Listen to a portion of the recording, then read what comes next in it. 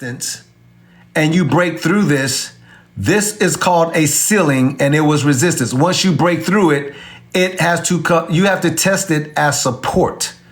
So it is okay for this, just because this is green now doesn't mean it'll stay green. We got, freaking 23 hours before this closes. It's okay for this to come down here and test this as support. And guess what? If this is support, what is my next line that I would draw for the ceiling? If this was the bottom and this was the ceiling here, and this is support, what's my next ceiling? It's very simple. Come right here. What is the next high? Well, we got these two touches right here. Boom. Is that true? Yes. Look for this to be resistance. If this is support and Bitcoin comes rallying up, look for this right here to be resistance because I see it here. Resistance, resistance. You can see here resistance, support right here, resistance, resistance. All the way back here, look at this. Resistance, resistance. Got it. I'd much rather do this than Elliott wave and all that stuff. Very, very clear to me where I'm going to start getting some resistance and some support. That's just clean right there. That's clean. That's clean. That's the way I do it anyway. You guys can do it the way y'all want to do it. Now I'm going to show you when you start getting fancy on them. When you start getting fancy, it starts looking like this. I'll show you when you start looking fancy. Here, and this was short term, you can't see it because I got it faded out, kind of. But look up here. Got that resistance right there, came down here and found support. And then I created this little channel. You see that? Top side of this channel is resistance. Bottom side of that channel, see that line, is support. That tells me that Bitcoin is going to be in that channel until it breaks out, either from the downside or to the upside, to which it broke here on the upside. Calvin, do you see another channel there? Sure. If I get rid of this, watch this. I get rid of this, and I get rid of this right here. Watch. Here's the macro channel of that. Right here, see it? Boom, boom, boom, boom, boom, boom. That's the macro. But look at what we're doing right here. Do you think I can do that with this right here? Of course I can. If this is support, and I'm drawing this line to get all of this support right here, can I do that? And look for where I'm getting touches here? Somebody say, oh my God, yeah, that part. And this was green a few seconds ago, and I told you that it could easily turn red because this thing has more hours to go. So now that this is coming down, where do I suspect that if this continues to fall, where do you think I suspect it to hit? You can say it out loud because where has it been supported? Support, support, support, support, support, support, support, support, right? And on the top side of that, where's the resistance? Look. Resistance, resistance, resistance, resistance, resistance. Even if this was to turn around and rally up this way, this would be resistance up here, about 66,000. This is this is the easy way. This is the easy way. You look at it and you be like, okay. Now you're not losing your shit when you see Bitcoin come down possibly later today and it's at $61,000. You're like, oh my God. You're looking like, no, it's in the channel. And as long as that channel is going this way, it's bullish. It's just normal pullback, but it's in a bullish channel. Cool, no problem.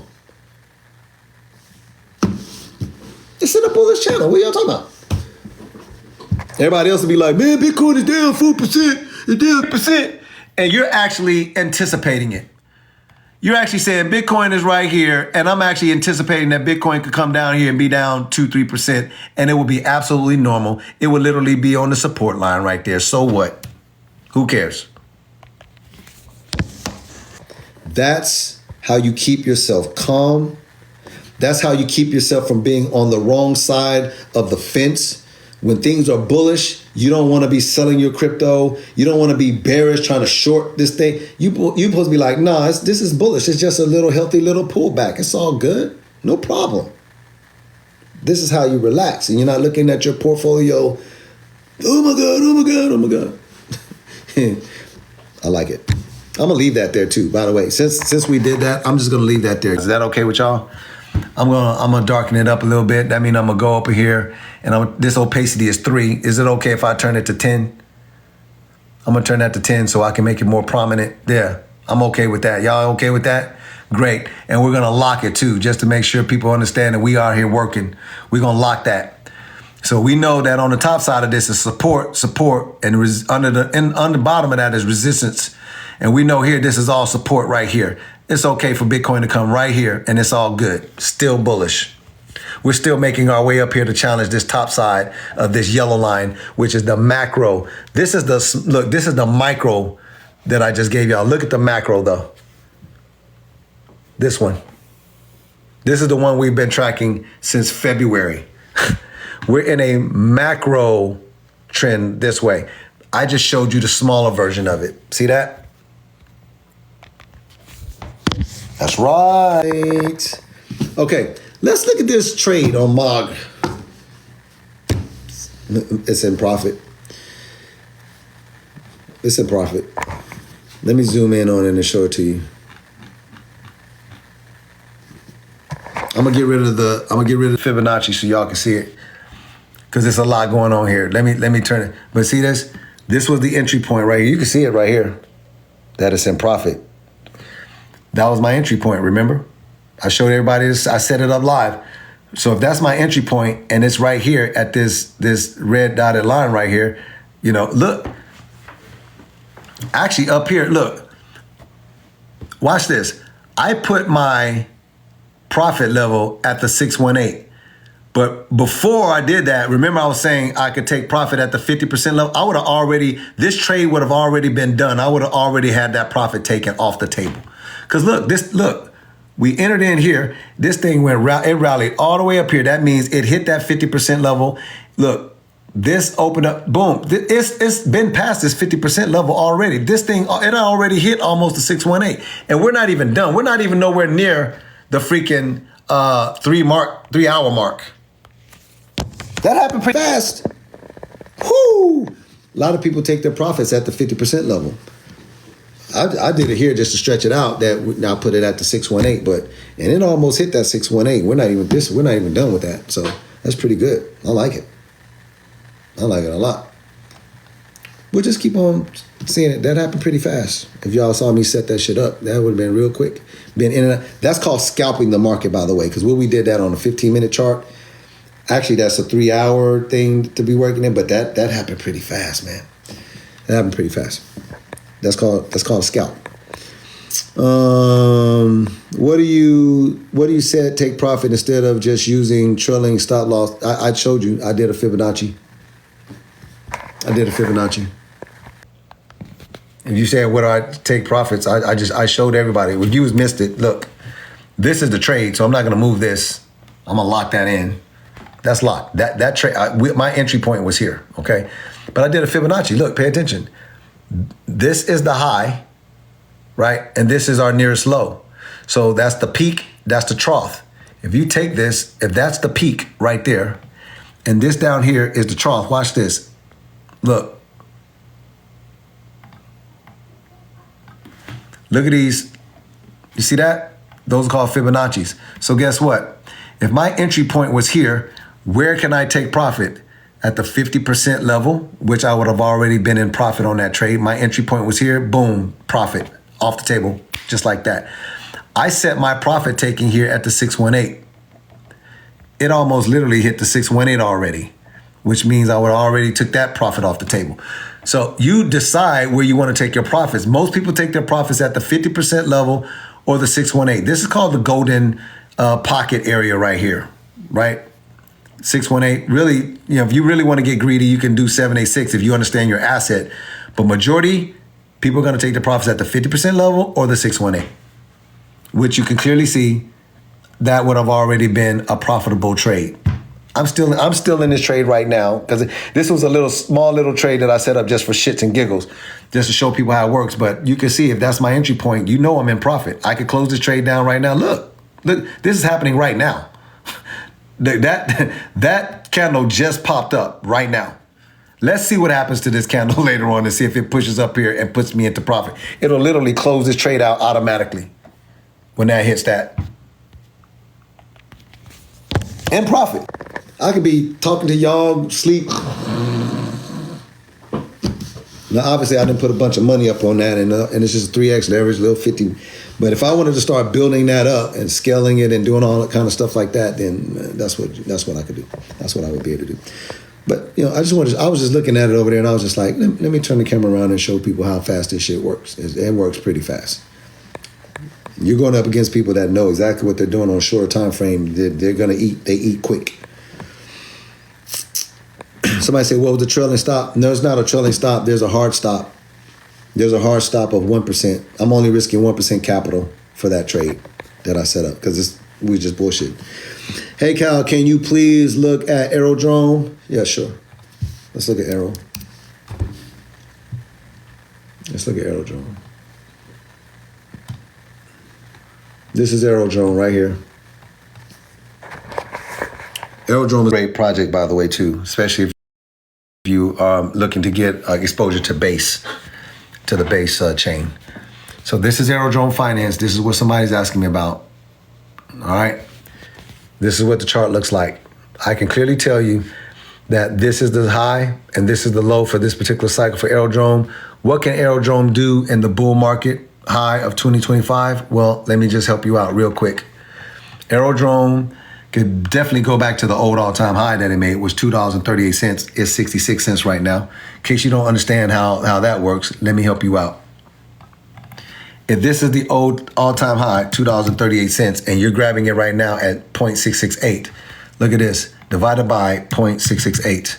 Watch this. Somebody say that's a 3.5x on your money. Aerodrome leaving here and just going back to the all-time high would be a 3.5x. Do you know what that means? That's 350%. This would be a 350% gain on your money, the 3.5x. Yeah, did y'all know that? Do y'all know how I'm calculating that up? When I look at that 3.5x, I know that that's 350 something percent. Like 356, something like that. Okay, cool. I like it. I like it a lot. Well, what else can this thing do, though? I know that it can hit the 618, $3.60. The 2618 is $5.57. The 3618, $7.55. And the top of this fib is $8.77, damn near $9. Let's go here and look at the 1618 for a second. $3.60. $3.60, right? Divided by you being able to grab it at 0.668. Look, divided by 0.668. Watch this. That will be a 5x. That's 500% on your money. From where it is right now. From where it is right now, going here in the bull market of 2025, that would be almost a 5.5x. Wait, what? Hold up, bro. Yeah, Aerodrome. And you're getting access to the base network. I'm just telling you. Somebody's asking me about Aerodrome. I'm just telling you what it is. Now, let's go here and then show you what you are dealing with right now and see if this makes sense to you. Check it out. This is your macro, right? I'm showing you the macro Fibonacci. Well, what about this stuff going on right here? What's up with that? Watch this. Let's get rid of this. Bing. We're looking at the daily chart. How about we come over here to something like the 4-hour chart? Look at that. Whoa, I don't know what I'm looking at, bro. You're about to find out what you're looking at. Look at this. If you was on the base, if you was looking at Aerodrome and you're trying to figure out, hey, is this a good time for me to buy base? Let me see if I can make it plain for you. You ready? Before I go to my EMA ribbons, you seen this come crashing down, and then look where you see it stop. Look, boom, boom, boom. What would you do here? Look, you would take this, bam. Would you say that this is support? Would you say this is support? Yes. You want to know how I know? Follow this back. We was all the way down here, yeah? You might want to definitely pay attention to this. By the way, that MOG trade is in profit because it closed out. I just saw it close out. I'll show it to you in a second. You see this? We was way down here. We rallied up and look what you found. Resistance. right? Couldn't make it through here. Resistance. Came back down. Came back up. Resistance, resistance, resistance. Even though this scam wick right here shot up here, it still closed out. Resistance, resistance. Once you get past, because this is your ceiling right here. From this bottom, that's your ceiling. Once you get past this, I don't care how far you go up, what do you have to come back and do? Test it as support. Hey, guys, look at this. You see that? All of that rallied up. All of that. What happened? You came right back and tested it as support, didn't you? Lost the support for a second. Crashed back down. Rallied back up. Resistance, resistance. Found support. Rallied up. Boom. Look, support again. And then look what you do. Support, support, support, support, support, support, support. Rallied up here. Hey, if you're asking me now that this is coming down right here, what do you think that is the potential that could happen? This support line? Yeah. But what else do I see at the top? Look right here. If you're going up here, coming off of this support, look, support, and then you rallied up, boom, head bump. Support, head bump. Support, head bump. That's the ceiling right there, isn't it? Because this is your new bottom. Isn't this the ceiling where you're getting all of these headaches at? Look. If this is your bottom, boom, resistance, resistance, resistance. You got past this resistance, rallied up. Look where you came back to. Look at where we're sitting at right now. If it's resistance and you get through it, where do you have to come back and test? Support. This all day, we can do this all day. I can see the same thing that other great people that know how to chart. We're looking at the same shit. And it's just, by the way, if you're looking for an entry point, there you go. If you're finding support there, that's a great entry point. Hey, guess what? Now you back that up. Well, obviously I can see that there's a green candle here. So someone is watching and listening to me. I'm bullshitting, but they are. Seriously, they're buying it up right there. So let's go and look at some indicators to see if this is a great move, right? Or do we have some more downside? Let's look at the stochastic RSI real quick. Hey, pay attention. Am I good, or you think I'm just making this shit up? Are we not completely oversold here? We're completely oversold, and we're looking at support. People are buying Aerodrone up right now. That's what's causing this green candle, because they can see we're oversold and we're sitting at support. I can't even make this stuff up. This is just a random question. Somebody asked me about Aerodrome, and I decided to go in here and show them how this works. Guys, I really do this. I would enter in right there because it's completely oversold. I would literally enter in I would enter in right there. And other people are doing that because I see the candle green and it's pushing up. It only makes sense. It only makes sense. What do y'all think? What do y'all think? Hey, Calvin, can it do a little wick and play around with it just a little bit more or whatever? Sure. There's some room on the relative strength index. On the relative strength index, there's a little bit more room to the downside here. This is the faster moving oscillator, which means this could come down here and teeter-totter around here for a minute, up a little bit, back down or whatever, while we wait for this one to come down to oversold. It looks like this when it's completely oversold. Super red like that. You see that? Super red, then you rallied up, boom, boom, boom, boom, boom, boom, boom. Super green. You see that? Green. Now we're coming down. This one has gone and completely oversold because it moves faster. It's the stochastic RSI. And the relative strength index is a little bit slower, so it's taking its time. But this is support. Even if you bought here, guys, even if you bought here, you still would be okay because this right here is what, a 6% drop or whatever. So to keep from avoiding getting any of that hindering you if you bought this, where would you put a stop loss? Probably right here. Look, where you got this right here, where all of this was resistance, resistance, resistance, resistance, resistance. You put a stop loss right here. Because if this thing is going to continue to crash down on you like this or whatever, then you don't want to lose more to your money than here. coming down. He's like, I'd rather end my trade right here and wait for it to push all the way down to if this is support down here and buy this up. You're not going to get it all right because you don't have a crystal ball. But if you know how to trade and you know how to chart, you're looking at that and you're like, yeah, okay, cool. Great entry point right here. Maybe dollar cost average in. If you got $1,000 or $50, maybe start your trade off with $10. Start it off with $10 and see if this is actually starting to move up on the stochastic RSI. If that's the case, then great. You can start scaling up from there. If it moves against you, you only got $10 and you probably only push like, 1 or 2%, you know what I'm saying, at risk. This thing is pushing, by the way. I can't even make this stuff up. Maybe I'm getting, guys. Look at this. Look at the size of this candle now. I'm not making this up, am I? Or am I just really talking that talk?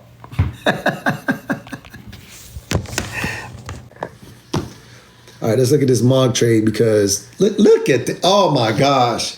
Y'all can't even see. Y'all, wait till I turn my camera around, y'all see this. This is insane.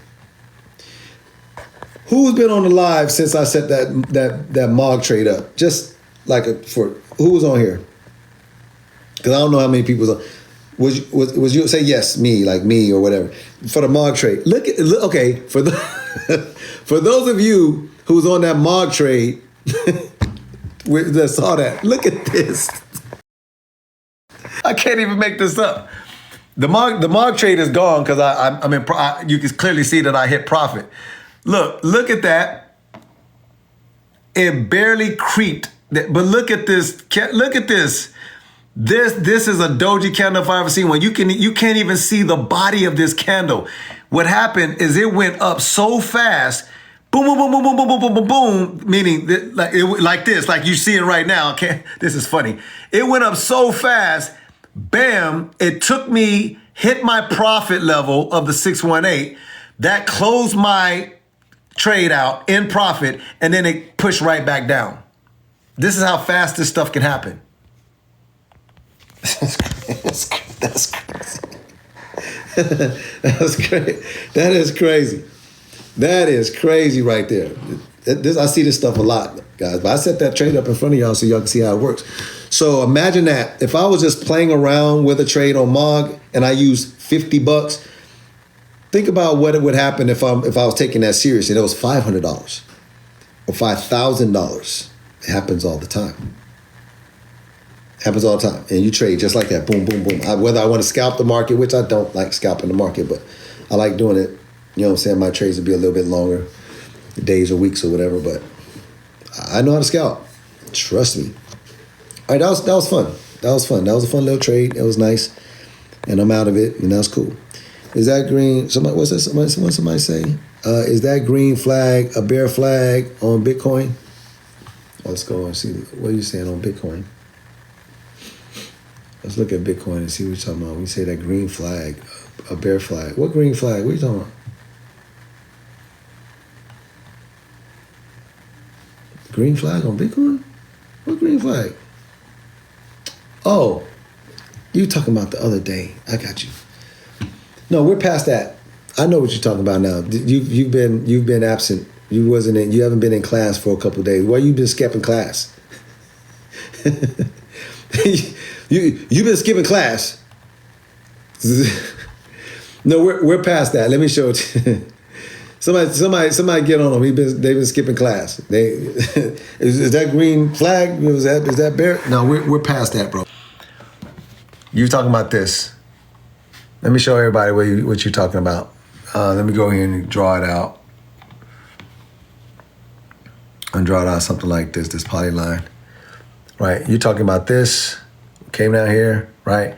Then we had this going like this, and then we had this flag. This is called a bearish triangle. Oh, let me double click that. This is called a bearish triangle, which means when we was here, right? Support, and then we literally had to break out of this right? We ended up breaking out of it, and you can clearly see that we're past this. But most of the time that you see us coming in like this, a symmetrical triangle, and we enter in from the top side like this, it rallies in, and then it's a continuation pattern to the downside. But we broke out of it, so we're clear of this now. Did that make sense? For those, let me show, in case y'all wasn't in class when we showed this. It's called a symmetrical triangle pattern. So you can see it. So you can know, like, oh, okay, I didn't know what you was talking about, bro. This is a symmetrical triangle.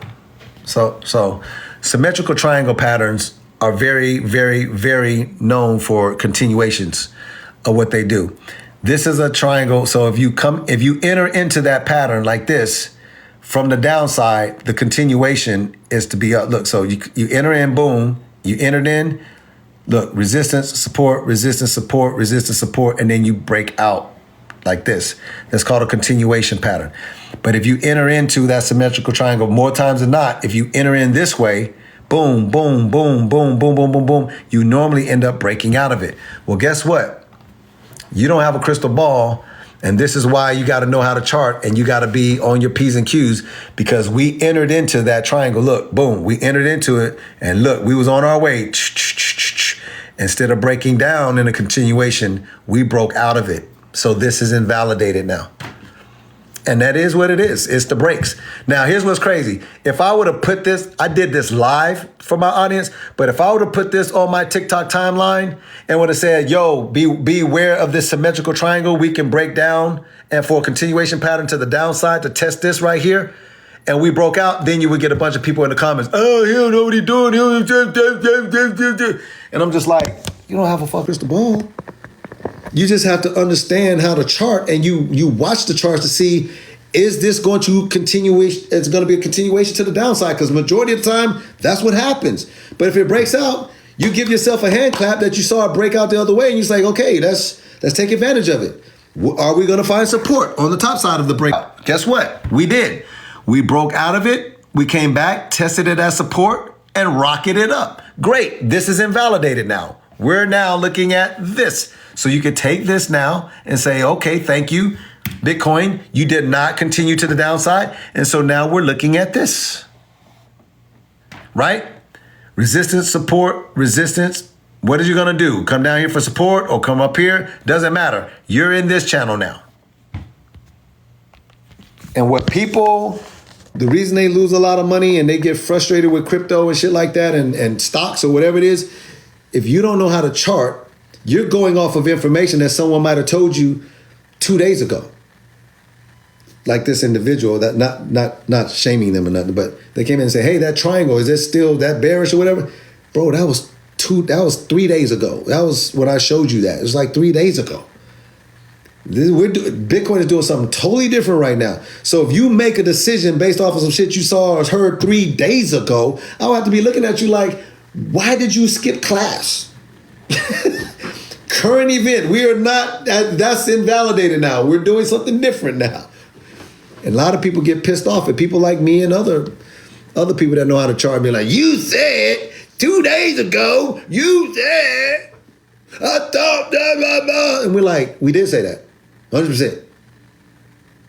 And now it's something different.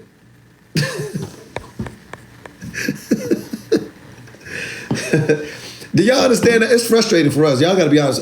It's frustrating for us sometimes. That's why sometimes I don't even put stuff on my timeline, because I'm like, it'll be 2-3 days. Somebody will come in and read it and think that that's current event and be like, oh, you wrong. You can't, and I'm like, bro, we are so past that. We have made thousands of dollars since we said that. It's funny.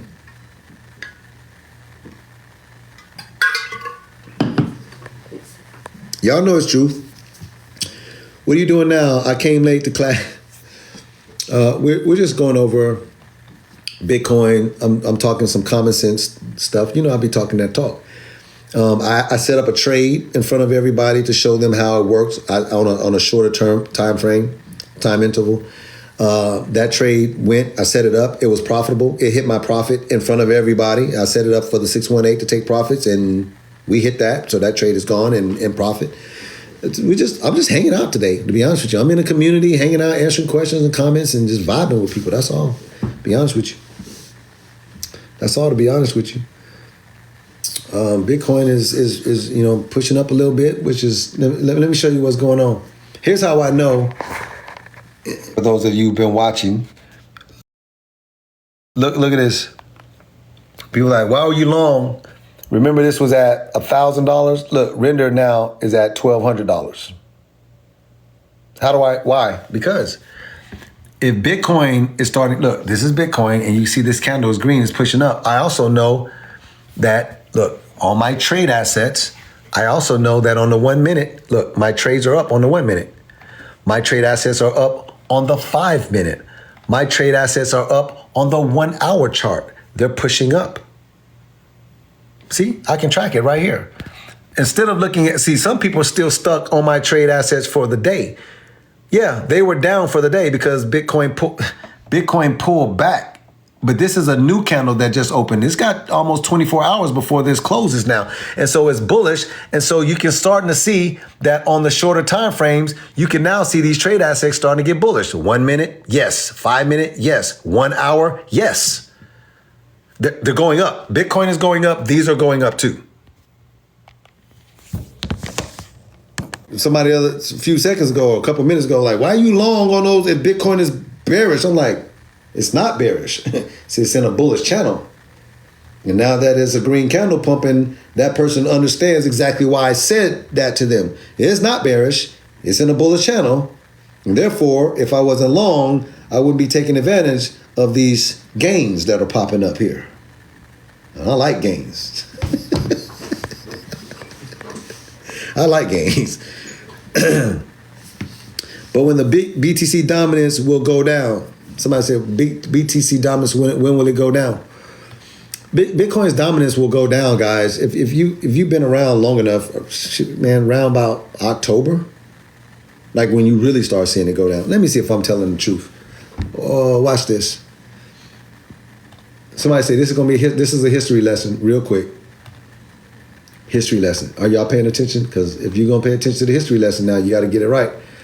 I'm gonna go here and I'm gonna click on the weekly so I can really make this chart alive. Straight history. Pay attention. I'm using my ebook for this. If you don't have it, shame on you. This ebook, go download it. The link is in my bio. Go download this. You're tripping if you don't. But if you don't want to download it, that's totally fine with me.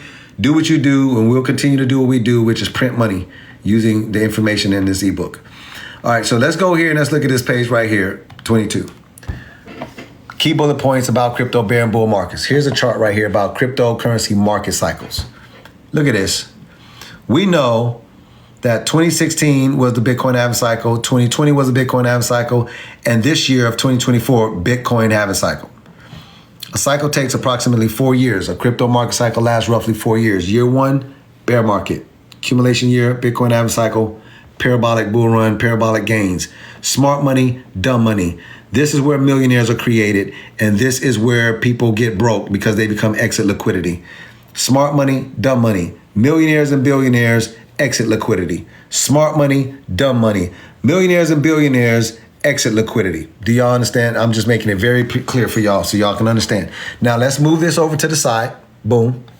And let's look at this chart. Somebody just asked me about Bitcoin dominance. Well, let's go here and let's chart this out, and let's go here to October. Okay, look at this. Now here's October here of 2023. Today is the 26th. So this is October of 2023. Right? Look at that. Okay, great. So that's October of the accumulation year. Let's look at the October of 2020. We're looking at year 3. We'll look at year 4s, but then we're going to look at year 3s first. So let's look at 2016 and 2020, and let's see what happened. This is Bitcoin's chart, Bitcoin's history. Matter of fact, let me click on the weekly so we can make sure that we got enough room here. Okay, check this out. So let's go here to 2016. That's year 3. Look, 2016. And let's go to October. Okay, so this is October of 2016. Look. October 2016. Then look what happens. You see it? Whoop. Okay, let's look at October of 2020. Peep me out. That's December, June, July. Look, October, September. Look, here's October of 2020. Let me give you some room so you can really see what's popping. There's August, September. Look at October of 2020. Look what happens after that. Whoop. I'm looking at the third year. 2016. Whoop. 2020. Whoop. Look, we're in 2024. The third year. Look, that's year one, bear market. Year two, accumulation. We're in year three. Hey, let me show you October. Where we're gonna be at. So this was the third year. Okay, we need to see of 2024. Look. Here's 2023 right here, just to give you an idea of what's coming for October 2024. We haven't even started yet. This is October of 2023. Look. October 2023, look what has already happened. Y'all haven't even seen what's going to happen October of this year, 2024. I'm telling you now, put your freaking seatbelt on.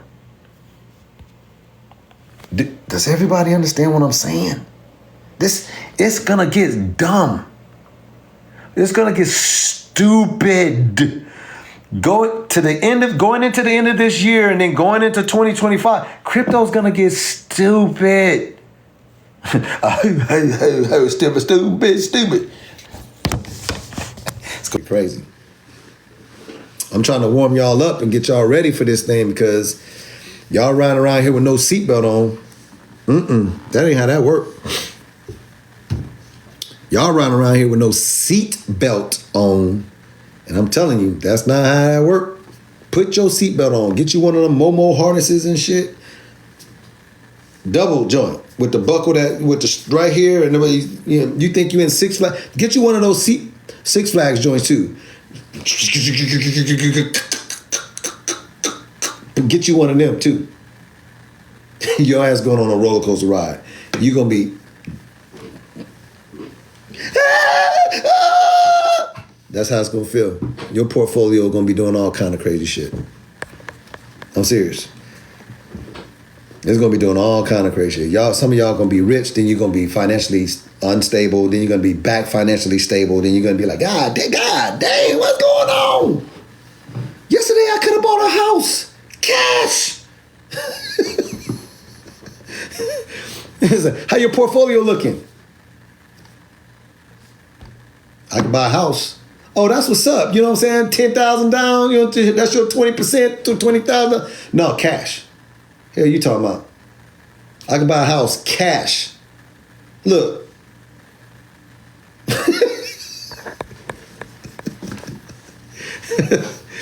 People gonna be fronting on y'all, talking about y'all 20%. Oh, okay.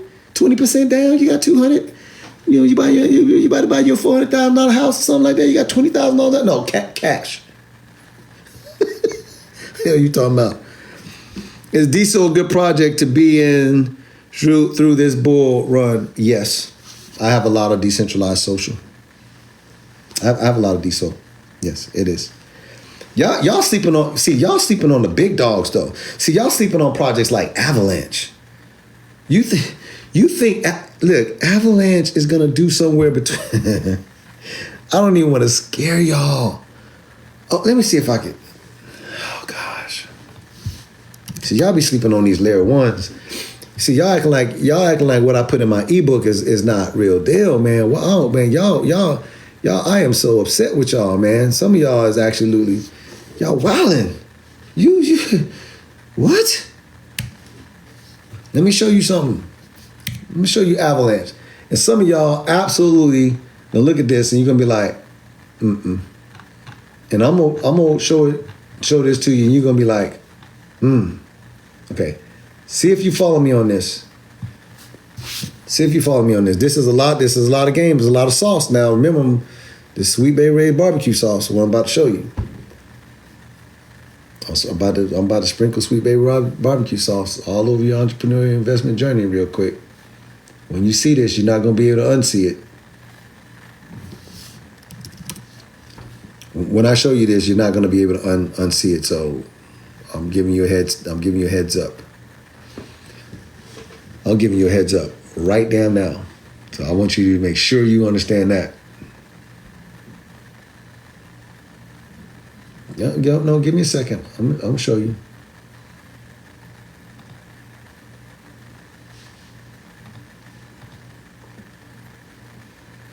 Okay.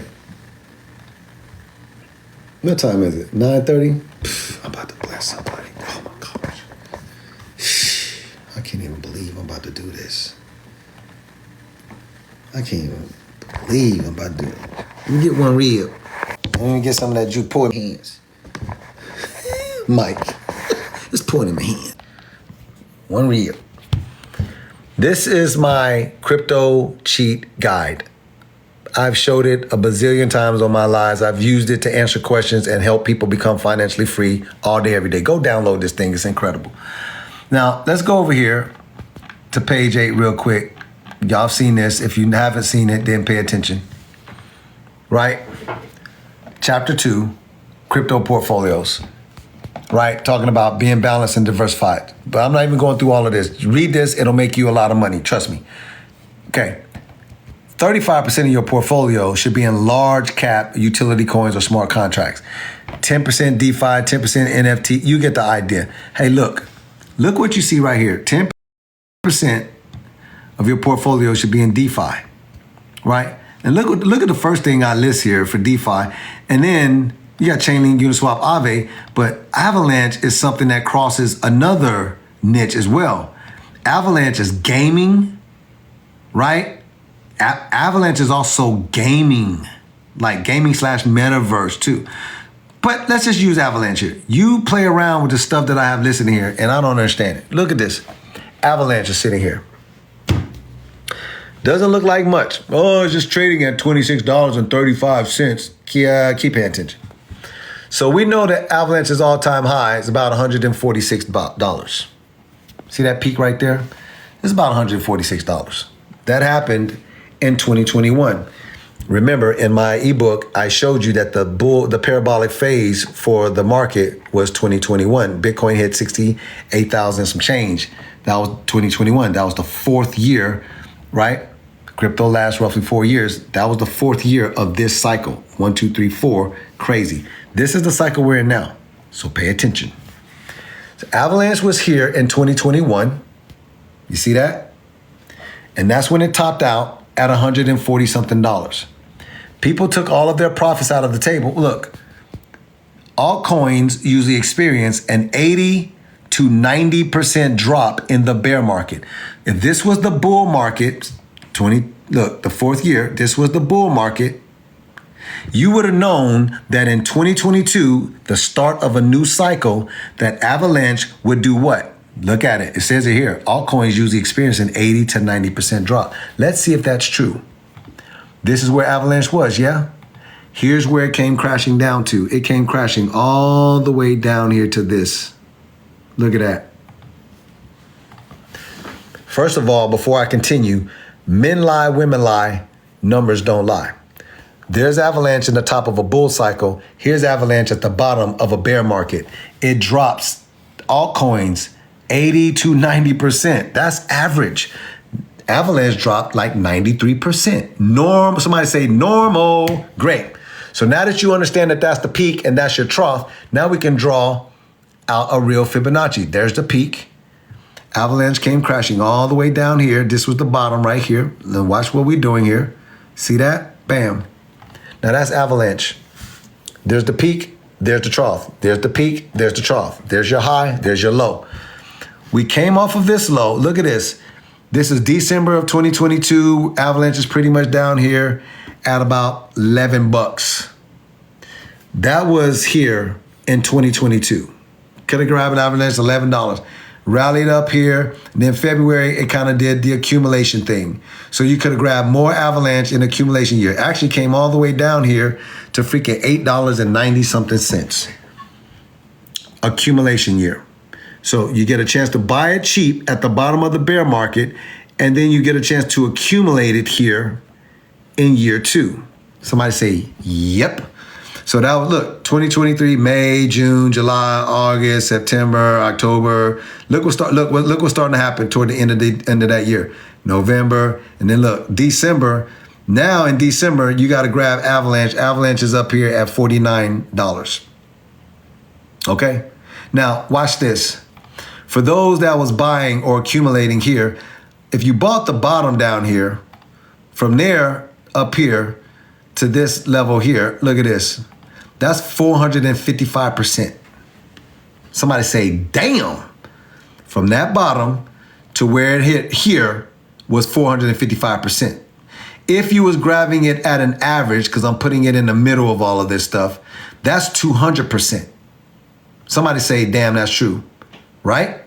If you come back down here to this bottom right here, right, and Avalanche was up here, right? That's 647%.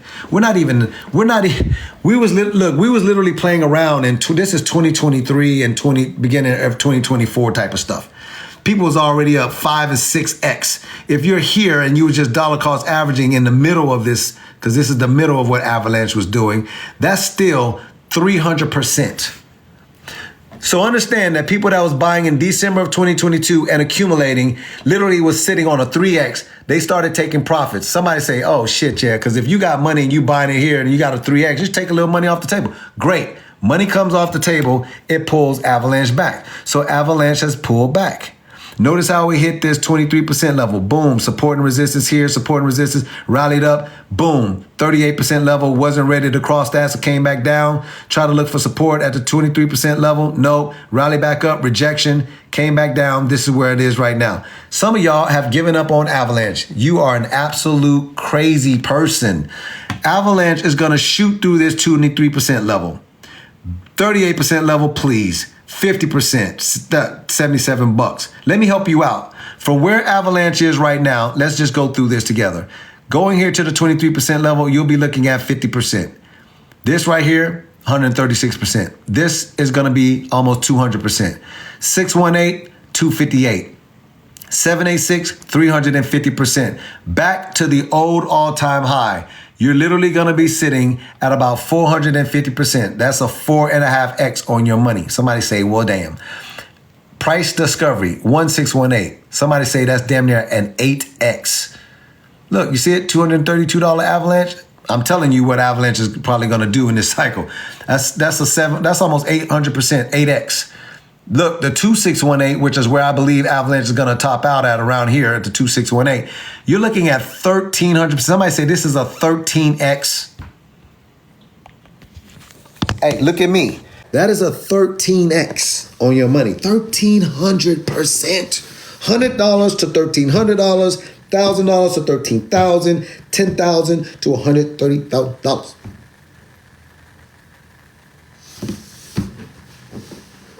$13x. Avalanche. And where Avalanche is right now, some of y'all think like, well, no, Avalanche is you know what I'm saying, it's crashing down right now. I'm not really gonna buy it right now. I'm just gonna wait for it to crash down a little bit longer or something like that. Let me show you something. Let me see if I can pull it up too, by the way. Let me see if I can pull that up real quick. Yeah. Pay attention. Avalanche details. Let's look at this summary real quick. Look. Oh, let's do it again. Details. Pay attention. Summary. What does that say? Hey, what does it say the Avalanche is right here? You can say it out loud if you want to. Should you be buying it or selling Avalanche right now? You tell me.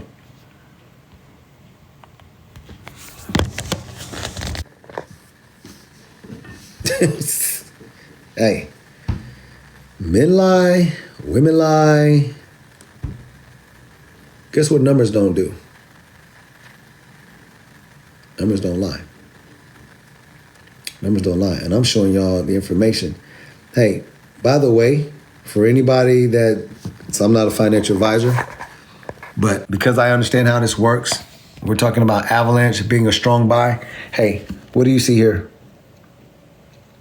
for shits and giggles, this is Avalanche. Look, let me go back, show it to you again. This is Avalanche on a 10X. I'm up 670 bucks. I'm up 126%, and I'm just getting started. That is 126% gain. We just scratching the surface. We just scratching the surface on that. Trust me when I tell you that. Trust me when I tell you that. Hey, but I'm not a financial advisor. I'm just trying to show y'all something. Avalanche is in my ebook. It's one of those layer ones that you really don't want to be. It's got a partnership with Amazon for gaming. Amazon for gaming, bro. Amazon don't game. Amazon just happens to own Twitch, which is the #1 streaming service in the world for gamers, to which they will be 100% starting to bleed that into real world stuff, like blockchain. I know. I make it real for people out here. Hey, that crypto ebook the link is in my bio. It's not going to do all this trade stuff. It's not going to teach you trading and charts and stuff like that. It'll teach you the fundamentals of crypto. If you don't understand the fundamentals of crypto, you'll never be a good trader or even a good investor, because you won't know when to come into the market. You won't be able to control your emotions. You'll be FOMOing in, fear of missing out, or you'll be selling when you shouldn't be selling. You'll be buying into green pumps and selling into red candles when you should be doing the opposite, right? Buying red candles and selling into the pumps. Dollar cost averaging in, dollar cost averaging out of the market. You won't know how to take profits. You won't know how to do much of anything, and you'll just continue to get wrecked. It'll be very, very frustrating for you when everybody else around you is making a bunch of money and you can't understand why. It's because you don't understand the basics. Somebody said, what platform you use to trade? I use a couple of different platforms. I use KuCoin. I use Bybit. I even do some trades on Coinbase Pro, right? I trade stuff on DEXs. I swap, you know what I mean? I use them all. I don't have a favorite one. It's whatever asset that I'm choosing to actually trade or whatever that time. And they all have different exchanges that they're on. And so I don't have a favorite one. Whatever tool that is working for me at that particular time for what I want to do, that's the one I use. That's the one I use. Right? Going back to another golf reference. What's your favorite club? I'll sit back and wait for him. Okay. Well, my favorite club is the driver. The drivers are great, but they don't work very well on second shots. Drivers don't work well when you're, literally sitting on the green. You need a putter, right? Well, I love drivers. I could use driver every damn time. Well, great. You have a little bit of rough here. What are you going to use? You should have a chipper. Where's your Mazel at? Where's your Mazel chipper at, bro? Driver ain't going to work. I love 7 irons. 7 irons.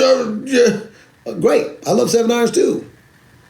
But we're on the fairway. Where's your fairway wood at? Where's your fairway, bro? 7 ain't gonna get it for where we trying to go right now. Not if you competing against me. That shit ain't gonna get it on this shot. Where's your fairway at? You don't pull that out, you definitely are going down on this hole.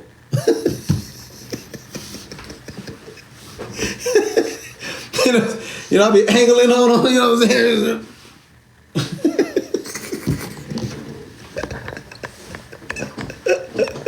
Somebody said, dearly noted. Got it, Calvin. Got it. Hey, I take this stuff serious, man. Y'all be laughing at me, man. I take it straight serious. Everything I do, I take serious. I'm an extremely competitive individual. I'm very, very competitive. I don't like to just be good what stuff I do. I like to actually be good with style. Finesse. Hold on. This funny. Hold on. Wait. Let me show you something. Hold on, guys. Wait.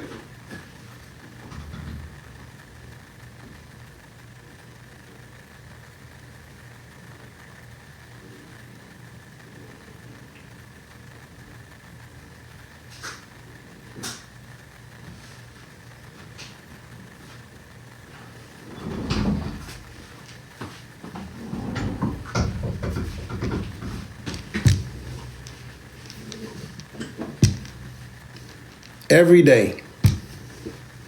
What the? Every day. When I come into my office, 10 swings. Right in front of my desk. When I get off my lives, 10 swings. Whenever I feel like I'm bored, 10 swings. This right here,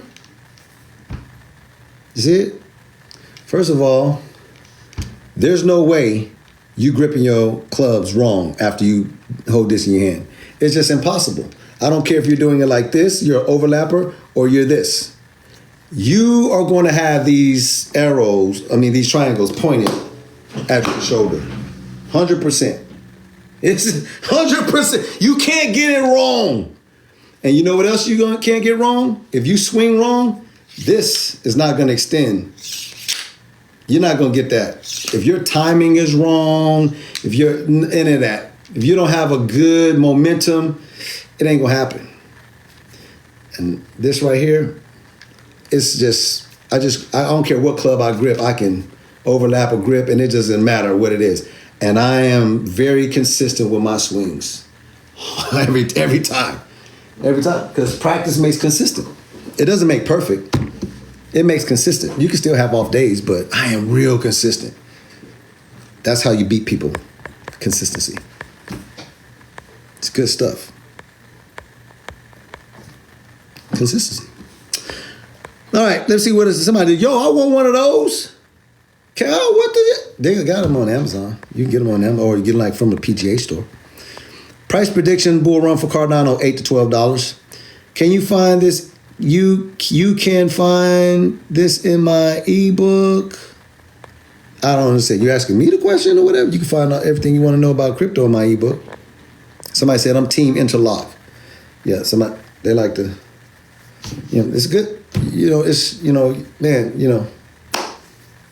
I was interlocking, which is great. I think Tiger interlocks, but recently I don't know what it is. I don't know.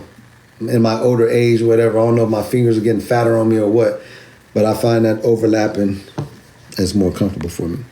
Calvin, what do you think about Scale? I like it. I've been trading Scale. I don't own any, like just straight spot. I just trade it. The bigger grip, the better you play. Y'all got me talking about golf. Hold on. Wait a minute.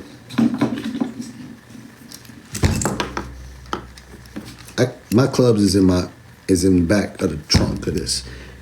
But hold on. I think I got my ping bag in here. Hold on. Y'all got me talking about golf. Let me show y'all something real quick. Club.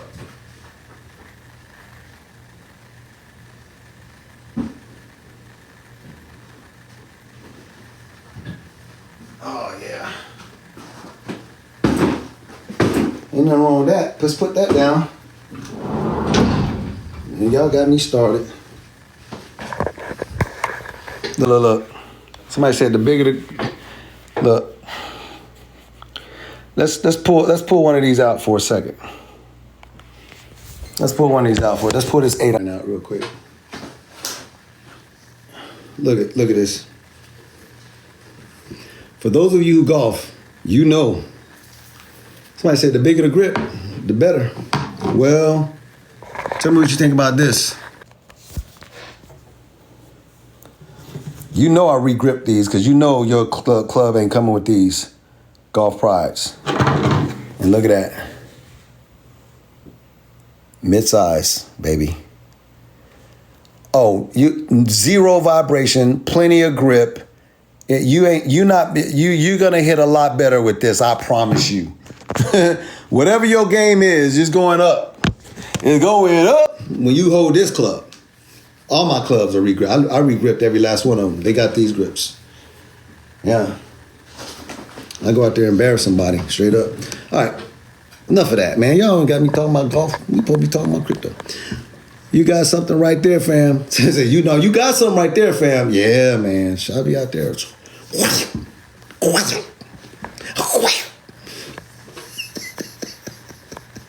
Let's go golf, bro.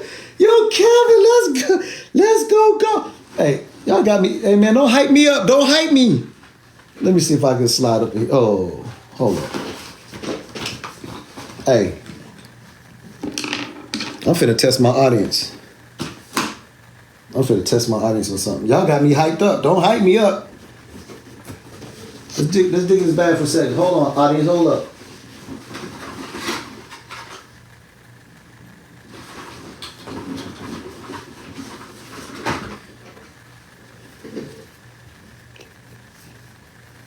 Don't hype me up.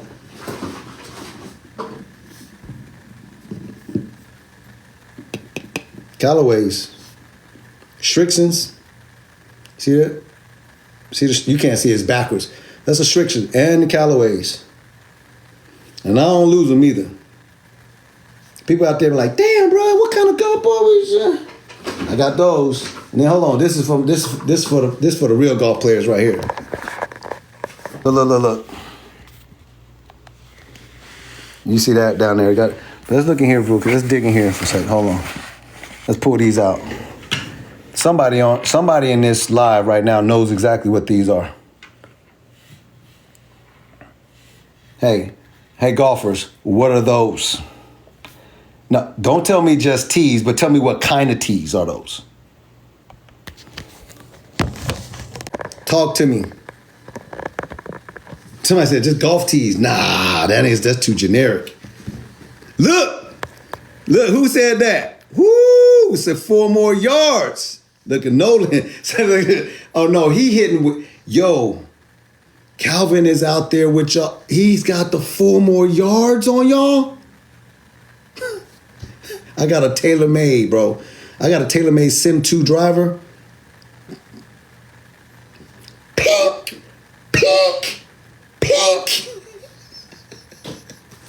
They be like, what the hell? I do like wood tees too, but when I put those 4 more yards out there, boy, my height for my driver is set up perfect every single time. See, with a wood tee, if you get it wrong and you off a little bit to the downside or a little bit to the upside, you know, you can mess you up. That, for my driver, perfect every single time. 100%. 100%. Pink.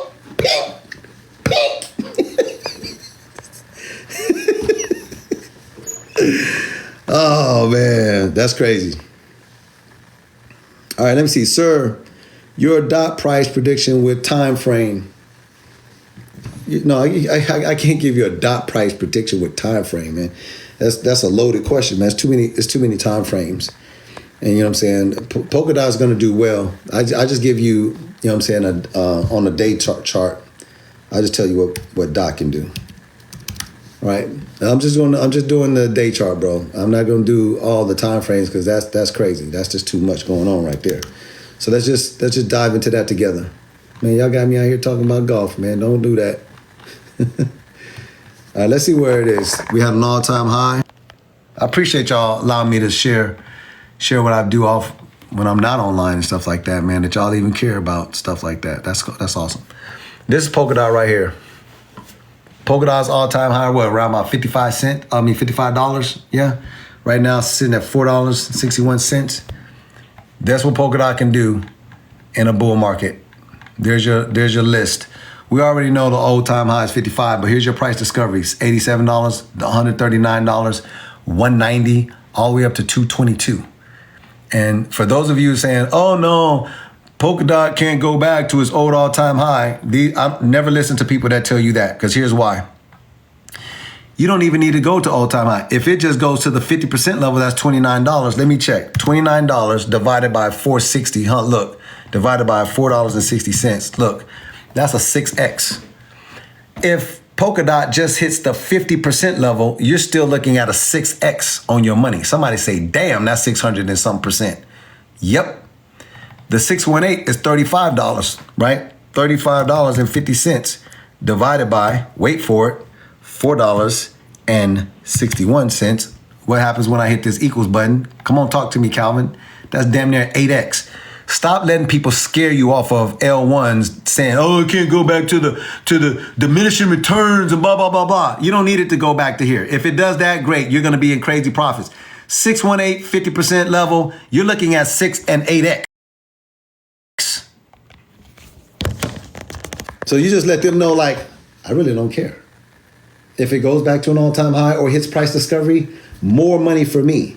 I'm actually hoping that it does just around the 50% level or the golden ratio, 618. Still crazy money. Still crazy money. People like to say stuff like that. Oh, the all-time highs and the tokenomics and diminishing returns and blah, blah, blah, blah. It's like, have you looked and seen where it is right now? You know what I'm saying? Have you seen where it is right now? Do you know where it's going?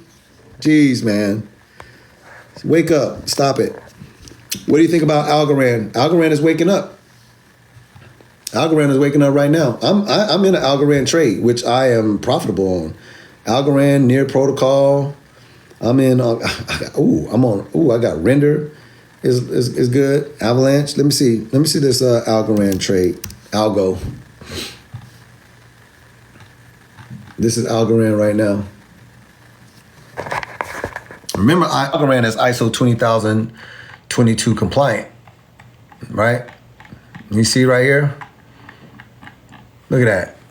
Severe discount on Algorand. Jesus. Algorand was way over here in the bull market of 2021. All up here, 258, all up here, damn near $3. Algorand is basically 14 cents. Right, this 5 makes this a 4 for the most part. This is like 14 cents. This is where Algorand is right here. So if you do something like this, I'm not even gonna count this wick. I'm going from here and slide it all the way down here to this bottom. Bing, somewhere around up in here, something like that. Algorand 23% level, 67 cents. Dollar at the 38% level, 50% level, $1.32. Golden ratio right here, 1618. Golden pocket area right here, you're looking like $2. The old all-time high is somewhere around $2.50 or something. Man, Algorand can make people plenty of money in this bull cycle. Plenty. And that's just hitting 50% level. All right. Let me see what else we got. VeChain, brother. All of these things are waking up. Hey, guys, look. Let me show you something real quick. Let me show everybody something real quick.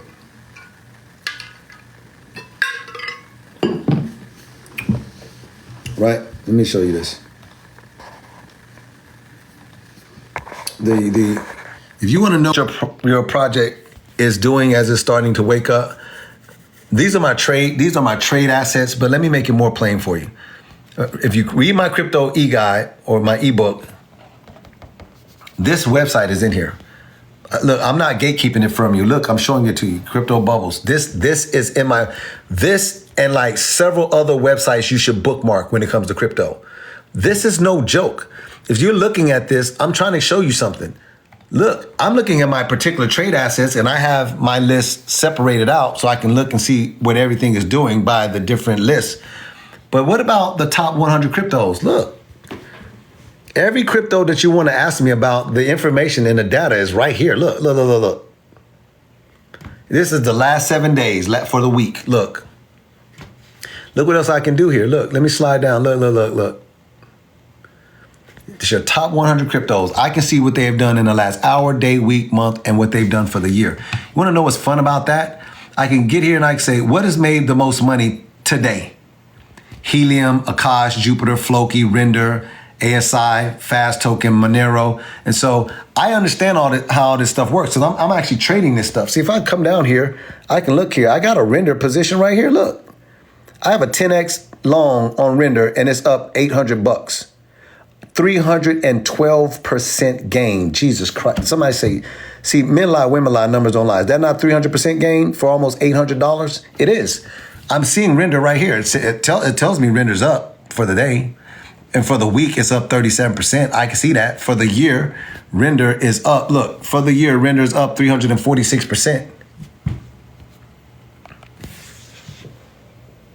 I can see that. Like this, top 100 cryptos, 200, 300, 400, all the way to the top 1,000. And I can adjust this to decide what type of trader I want to be that day. I've never said this on my live before, but here, I guess I should say it to you. Hey, I can decide what type of trader I want to be today by just going here and looking at the hour chart. I can decide if I want to be a day trader by looking at this hour chart. or if I want to be a swing trader by looking at this day chart, or if I want to be a macro investor by looking at this weekly chart, or if I want to be a super macro investor by looking at this monthly chart, or if I want to be just a straight up investor and look at this yearly chart. What in the hell is that that's up 7,000% or 5,000% or not? What in the world, bro? Right? That's the top 200 cryptos. Then I can slide here and say, show me the top 200. God dang. Yeah, I know. Show me the top 300. We're looking at for the year. Bruh, what in the world? Look at the top 400. Show me those for the year. Bruh, oh my, I know. And then I can flip it for, show me what has done that for the month. Right? Or I can pull back and say, show me what is making the most connections. See, if I look here, you can see that there's some things that aren't connected, meaning green, red. That's not, I want to see, show me the green connections. Well, let's slide back up here to see what I possibly should be paying attention to for real, for real. What is this that is connecting on the hour, the day, the week, and the month? It's up for all 4 of those blocks. You know what I'm saying? Like, what is this that's up for these last 3 blocks for the year, month? And like this right here tells you what a really good project. And you start going up in here and you start looking at the top 200 or something, and you start looking at those connections and you say, whoa, whoa, whoa, whoa, whoa, whoa, whoa. Or you look at your top 100 and you see, what in the world is this? What in the world is this that is connected like this? Boom. What are these that's connected on all 5? What is that? Oh, and you slide over here and you say, oh, y'all still calling it Fetch, but it's ASI, Aptos and Fast Token and Phantom. You start going down here and you start looking at all these blocks and you're like, oh my gosh, what in the world? Yeah. You see what I mean? That's one website in my ebook. That ebook, that link is in my bio. Go grab it. Go download it. Go download it. Stop. Why are y'all waiting? Let me show you the link. Or not. You can ignore what I'm saying, but that one website alone will make you a lot of money.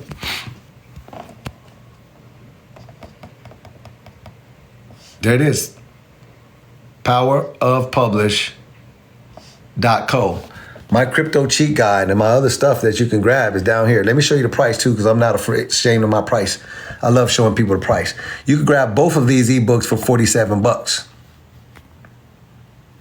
Look, some of y'all balling y'all face up right now. No, don't ball your face up. Hold up, don't do that. Don't do that. I can see you through the camera. I can see you balling your face up. $47. Let me show you something. If you had $100 worth of crypto, and most of the people on here have literally mustered up $100 to put in crypto. If you had $100 in crypto, wouldn't you have to get 47% return in order to make your money back for this investment in yourself? Is that, first of all, let's make sure that's true. Most of y'all on here got a minimum of $100 worth of crypto. You need 47% return in order to get your money back for this investment and this information, yeah? Okay, watch this. Here's where I make it risk-free for you. Pay attention. This is chapter 2 in my ebook. It talks about building a crypto portfolio that is well-balanced and diversified. Newsflash. Everything you see here, when it talks about diversification, all of these things are listed in my ebook. So what, you say? No. It's not so what. Crypto cheat guide. Boom. Watch this. How have these performed for the year? There you go. How have they done for the week? Basically, what I'm giving you is an opportunity to screenshot these so you can stop saying to yourself that you're not going to get your money back. I've already given you your money back. I'm letting you screenshot the crypto cheat guide. Here's what they've done for the year. You're only looking for 47%. You don't owe me no money back, but I'm just saying you have zero excuses. There you go.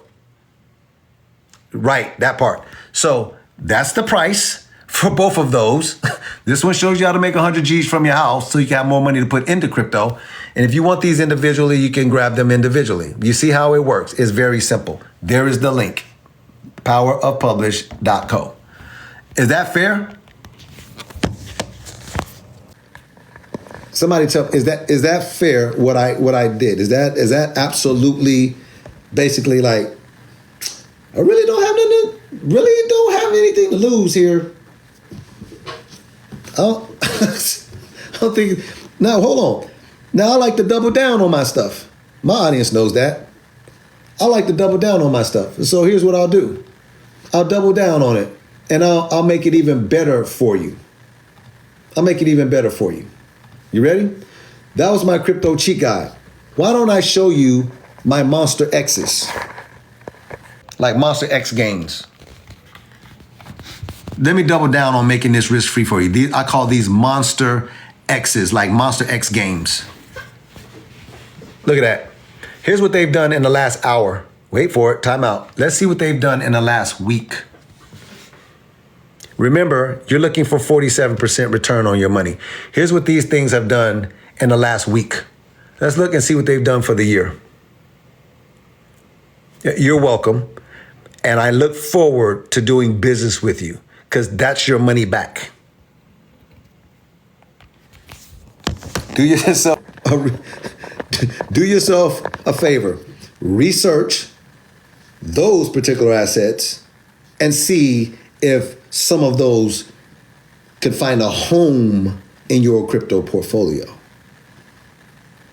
That's literally letting people know that you don't want to take anything from them. You only want to add value to them. Adding value builds a different type of relationship instead of taking something from someone. Calvin, but when you get that information to us, we're taking from you. No, you're adding value to the community.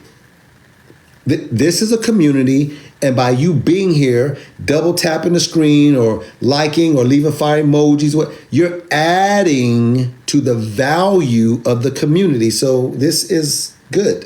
It's a good. I'll give you my information. You add value to the network and the community. It's a fair trade.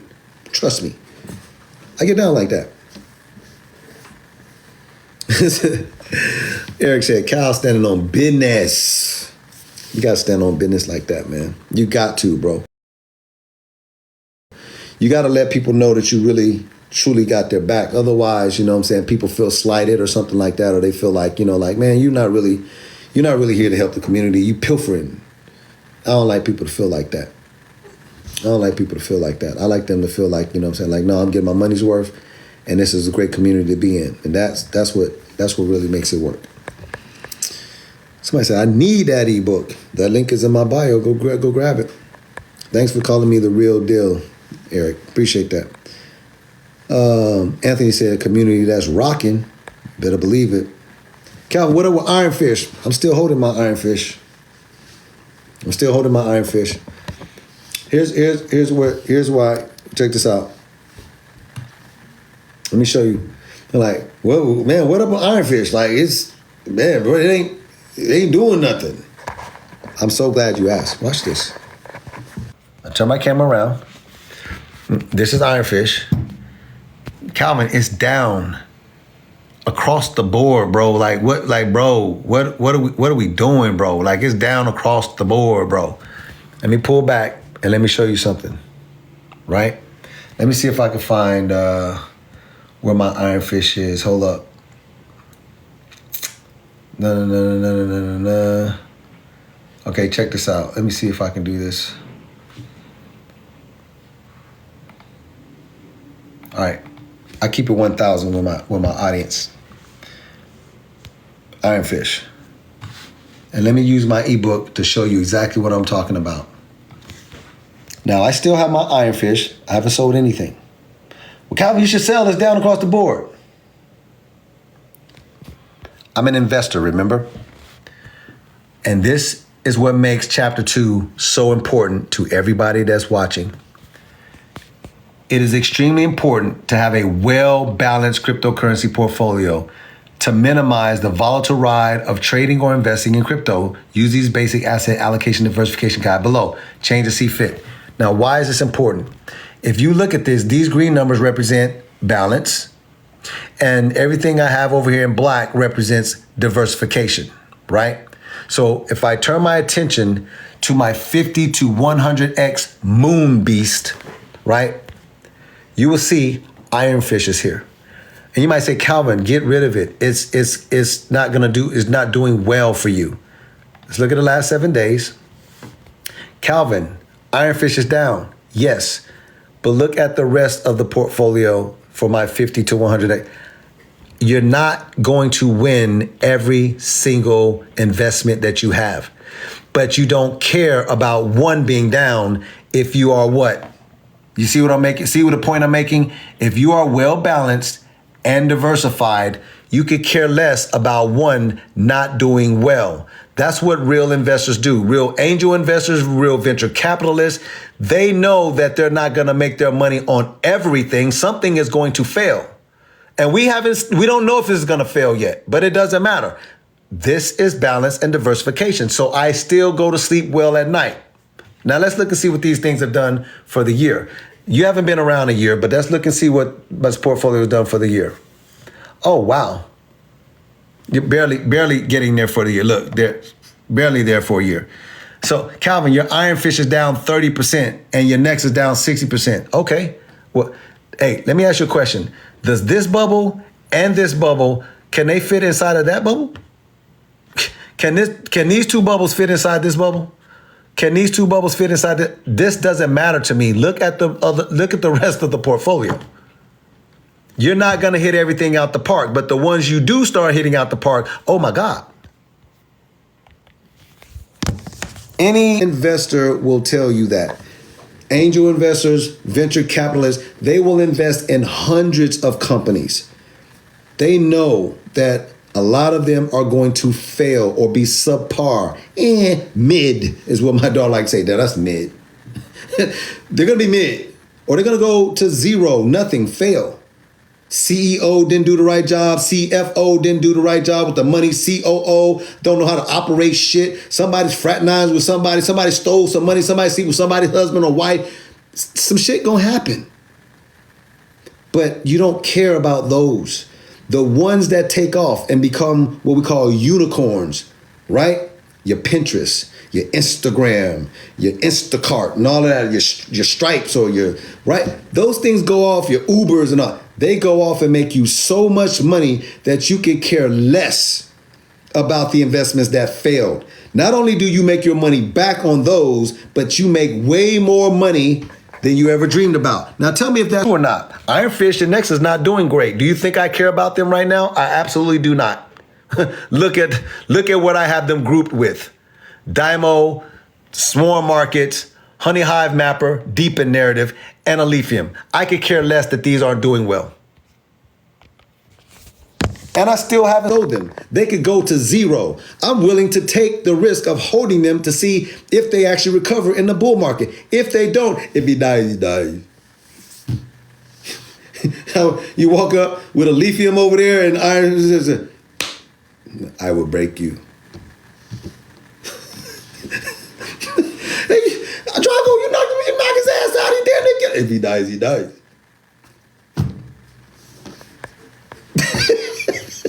That's how I feel. That's how I feel. I don't lose no sleep about it either. I will break you. Do y'all understand how my mindset works? This is how y'all have to have the same mindset. That's why I put it in my ebook about balance and diversification.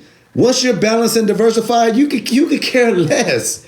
You could care less. Earlier, it was like last year. It was either earlier this year or last year. I got into it with I didn't start it, but I got into it with another TikToker. Another TikTok came for me. For what? For what? What did I do? I'm just doing me. So they tried to call me out and I had to slay them. But, I wish this person the best, for real. We squashed the beef. But the crazy thing is like, oh, you invested in Terra Luna when it was going down. Yeah. When Terra was crashing down, I thought it was going to recover. So on the way down, I bought some Terra. Now I made like $200 and some thousand on the way back up because it pumped up before it actually split because it forked. So before it forked, I made a couple $100,000. But the only part they saw was me buying it on the way down. Yeah. I also bought Solana when it was on the way down. After the whole FTX debacle, everybody was selling their Solana. I started buying Solana up at $13 on the way down. But see, they don't tell you all of that shit. They don't like to tell you that, oh, he made hundreds of thousands of dollars with Terra before it forked. And he was buying Solana at $13, also on the way down. People are going to say what they want to say to try to make themselves look good. I could care less. Rich is rich, wealthy is wealthy, financially stable is financially stable, financially free is financially free. I could care less about these other people and how they think about what I'm doing. I don't care. And you don't need to care. Stop letting people get you off your game. Do you. Do your thing. You just show them the receipts later on. Be like, yeah. Oh, he rents his cars. Yeah, y'all been saying that shit for 2 years. That M3 competition X Drive been outside for 2 years. You've been saying the same shit.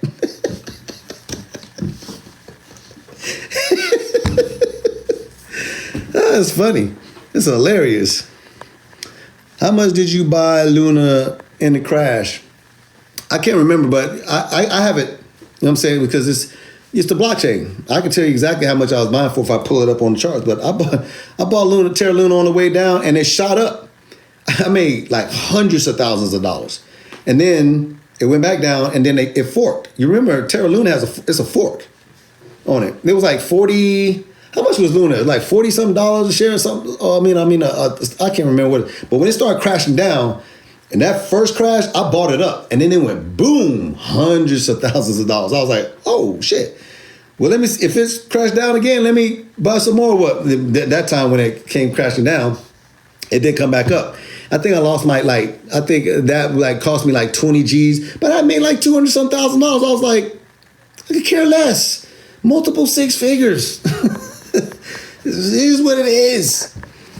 Daily Pays asking about TON, the open network. The open network, Toncoin is strong.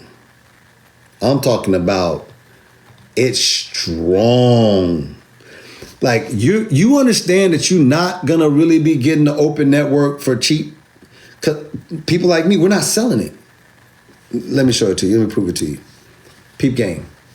Let me show you the open network, and you tell me if I'm telling the truth or not.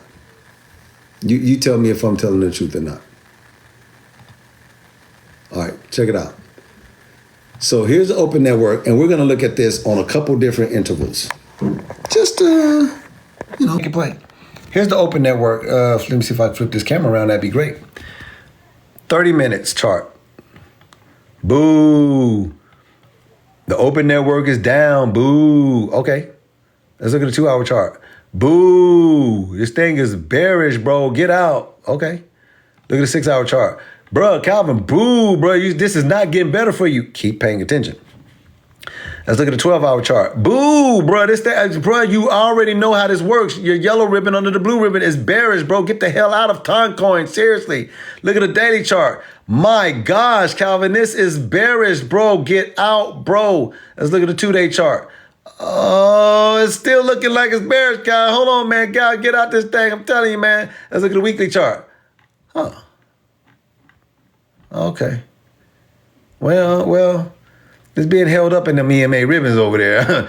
I don't really know if you should get out of that thing right there. I don't really know, bro, if you should be getting out right now. Yeah, because y'all are looking at it on the short term. Look at it on the weekly. What about the 1 month? Yeah. See, you're looking at this, but you're not looking at what we like to call the rest of the big picture.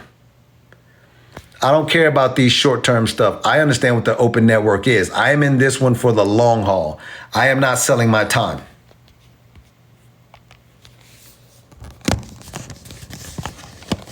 No. No, not doing that.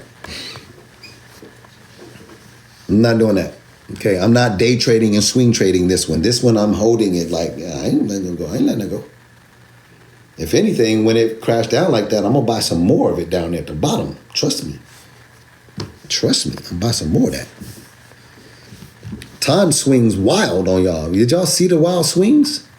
Did y'all even see it? Let me show you. I'm serious. If you see, this is how you got to understand your asset. Time swings very wild, like multiple percents. Let me show you. See right here? From here down here, when that pullback, that's 40%. But from here up here to this, that's 60%. Somebody say, Ton swings wild. From here up here, 20%. But from here down here to this is also about 20%. Somebody say Ton swings wild. From this bottom up here to this top is 50%. But from that top down to where Ton has been is 30% and currently sitting at about 27%. Somebody say, when you understand your asset, you understand how wild it can be. The open network is wild. It's a wild thing. It could be up and down on you 30, 40% easily. And because I understand that, just because this thing is pulling back, y'all think that I'm finna get out of it. Are you serious? I'm not gonna do that. I understand this asset. It's wild. It is not like an Ethereum or something that just kind of just etch along, or XRP or Cardano just like sideways, sideways, down. Tom will be like, we went from the penthouse to the goddamn ground floor. We in the garage. Now you get your ass in your crypto car and move, or no. You go from the penthouse to the garage with Timecoin. You ain't stopping on no other floor. Down to the bottom or up to the top.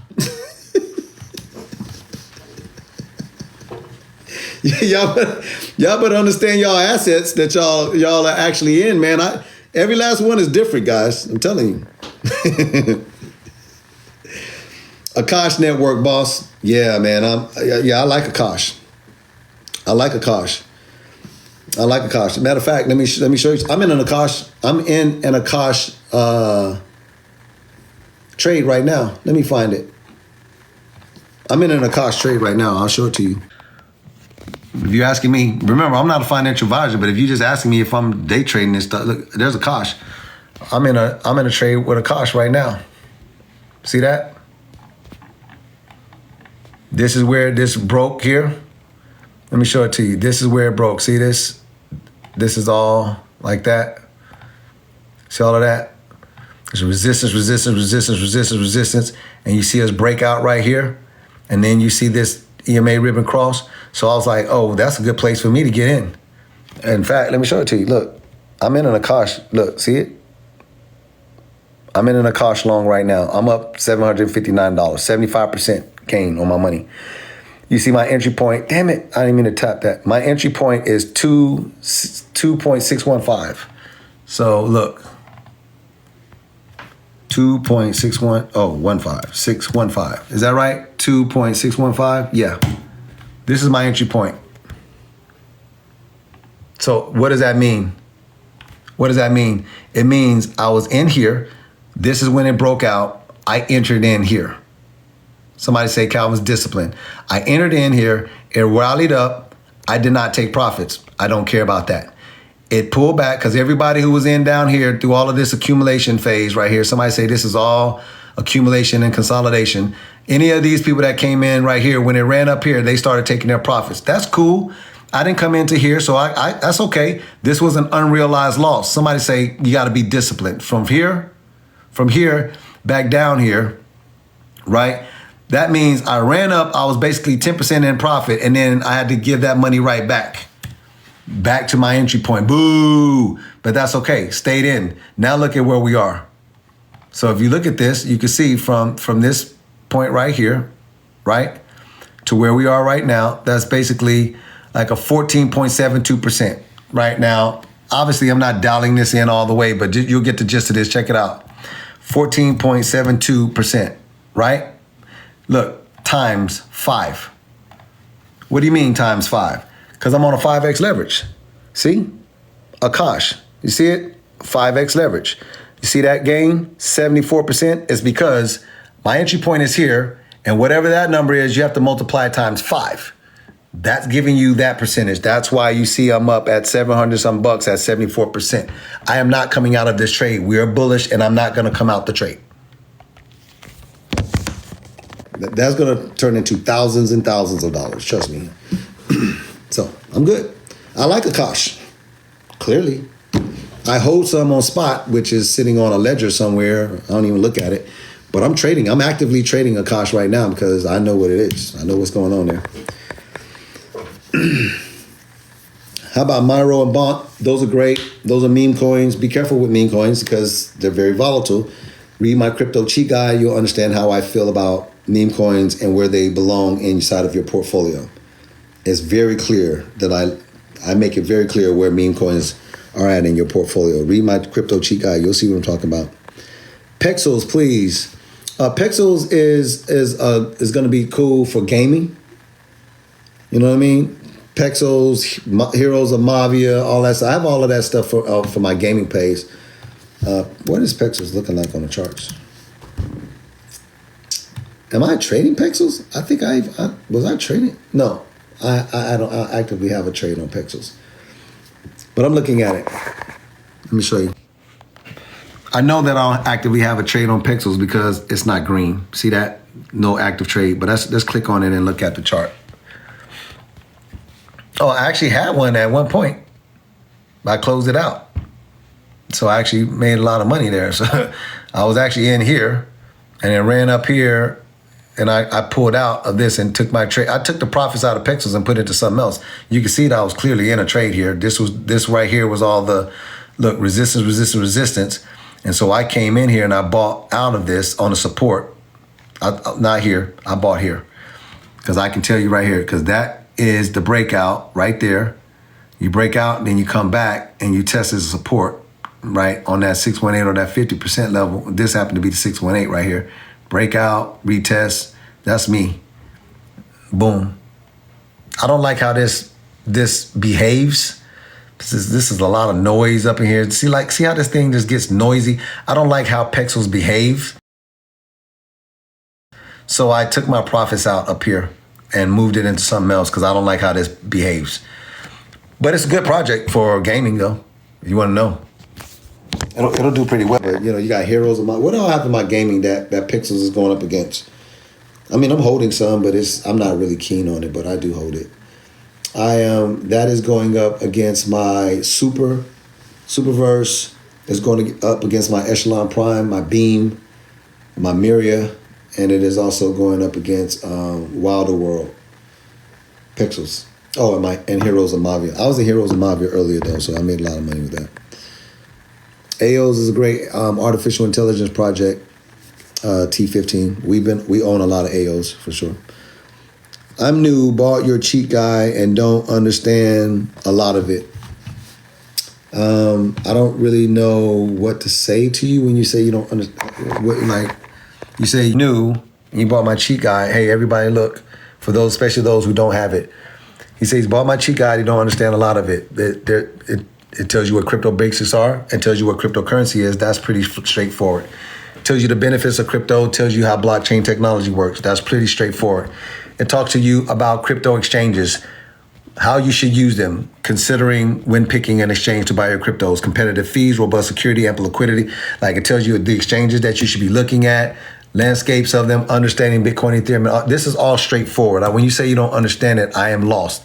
Chapter 2, cryptocurrency portfolios, crypto portfolios, balance and diversification. I literally show you how you should set up. If you got $1,000, 25% or $250 should go in Bitcoin. That is.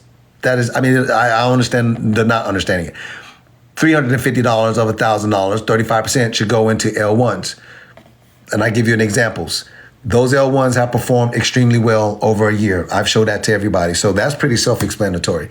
Risk assessment and understanding volatility, this importance of regulation. All of this stuff is literally, when you say you don't understand it, I have a problem understanding that you don't understand it because this is straightforward. Crypto wallets, not your keys, not your crypto. I tell you what they are. I tell you the benefits of them. I tell you what kind of crypto wallets are out there, the pros and cons, how to use a crypto wallet. I even have 2 videos to watch, 2 FAs, how to set those. Everything here is literally What do you mean when you say you don't understand it? Benefits of staking crypto. How to stake your crypto. Crypto lingo and terms. Like, does everybody see what's going on here? Crypto sites to bookmark. Sites like this one. When you say you don't understand, you just go to Crypto Bubbles because it's in here and you set it up and you go in here, you click on Site as Heroes, you click on the bubble, it tells you everything that you want to know about this. Like, I don't understand. And I'm not coming down on you. I'm just, when you say I bought your ebook and I don't understand a lot of it, I don't understand how you don't. I don't understand how you don't. And you said a lot of it, like it's like.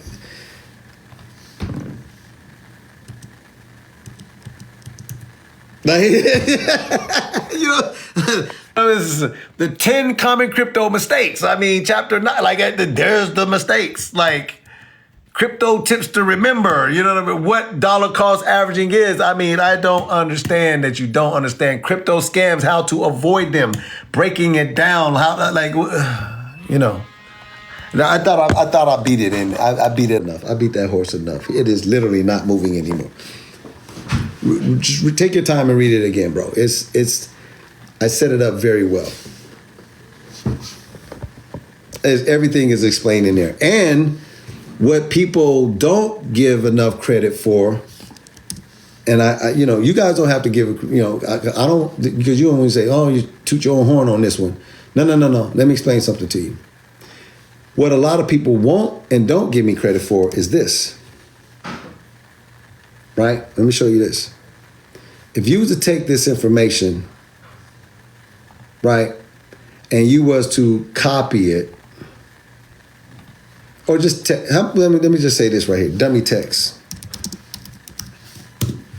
How many people have seen ebooks? Look what I'm doing here. I'm gonna show it to you. How many people have seen ebooks that look like this? Right? This is boring. Look at the time that I took in this ebook. Seriously, look at it. You understand that I took the time to go and write every single paragraph and format it. Formatting takes time because what it does is it keeps you from having eye fatigue. If I had this ebook and it read like this, you would not read it. This shit is boring. You don't read. People don't read this. It's too chunky. It's too blocky. People will 100% read stuff that looks like this. Right? When I go in here and I take the time to bold this and italicize this word, right? Go italicize and bold this word, italicize this word and put bullet point. This is called formatting. I learned this way long time ago as what we call copywriting, because I make a lot of money marketing with blogs. But this is called copywriting. When you write and it looks like this, people will read it. I can take any of this information, look like this, and you won't read this, but you will read it when it looks like this. This keeps you from having eye fatigue, and believe it or not, in your mind, this is easier to read than this. I'm serious. So people totally don't go in here and realize that this stuff is formatted, underline certain stuff. Like this takes time to go through and do this. I'm serious. That's for anybody else that writes a blog post or whatever.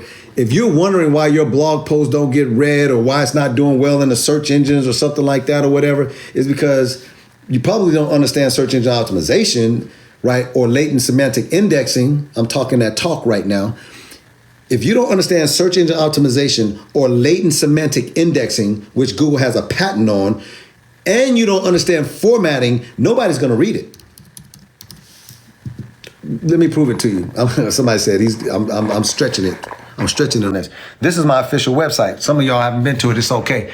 Powerpublish.com. Let me slide down here. Look at this. Blog. Click on blog. You'll notice that my blog posts are absolutely the shit. Look at this. 7 best blog platforms compared. Let's click into this blog post. Look at this. If you think that this doesn't get a bunch of traffic and people don't read this, you are wrong. Look at how it is. Look how I wrote it. Look how it presents itself. It is very well written. well formatted. Look at this, italicized, bold stuff up in here. This is a well-written blog post, and it gets a ton of traffic. I've been doing this a long time, y'all, is what I'm trying to tell you. And I don't care what blog post you go to. You can read this one, Blogger Basics. Same thing.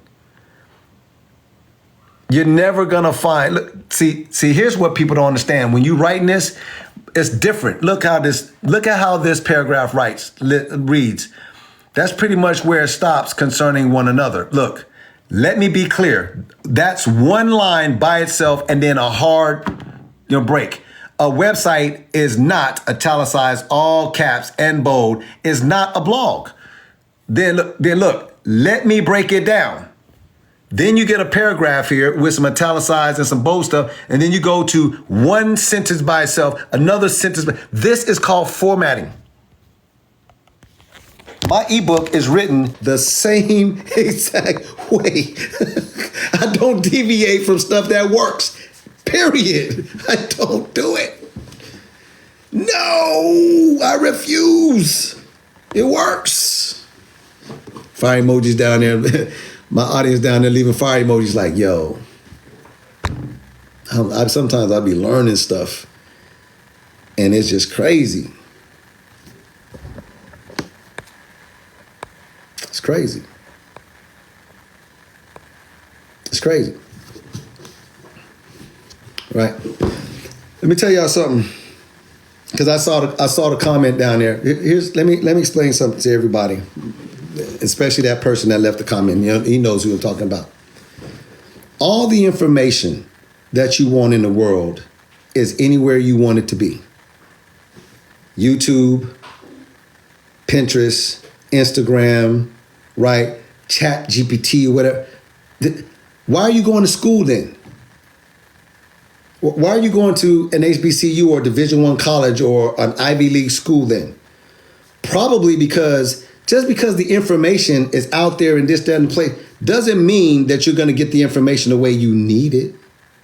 Coaches and consultants and teachers and faculty members, and these people have done something that you haven't done before.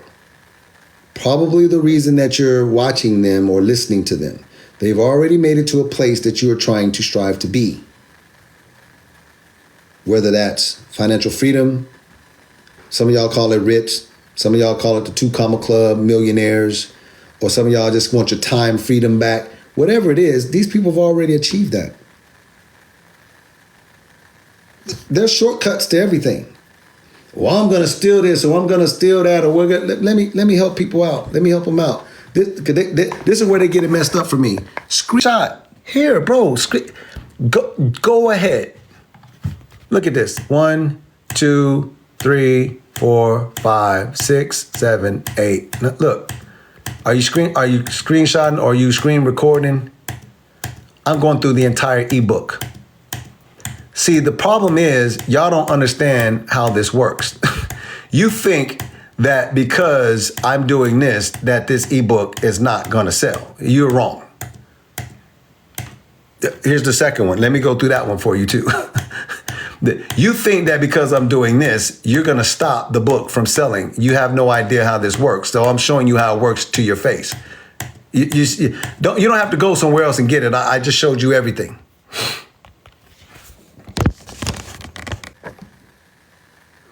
Okay, now where are we going with it?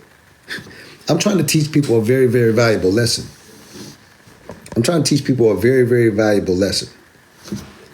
It doesn't matter if someone tries to shortcut you, cheat you, copy. It doesn't matter. There's so many people in the world that literally are programmed to do good more than bad, that it won't stop anything. Only the negative people think that they're actually having an impact. You are not. People are programmed to be they're programmed to be more good than bad. No, they aren't. Have you drove a car? Do people stay on their side of the road? Do they stay in their lane majority of the time? Yes. They don't have to. If they're programmed to be super bad, all the time more than good, then how come they're not just running you over every time you go to a stop sign? Why are they pushing on their brakes? People are programmed to be more good than bad. Do you have some bad people out there? Yes.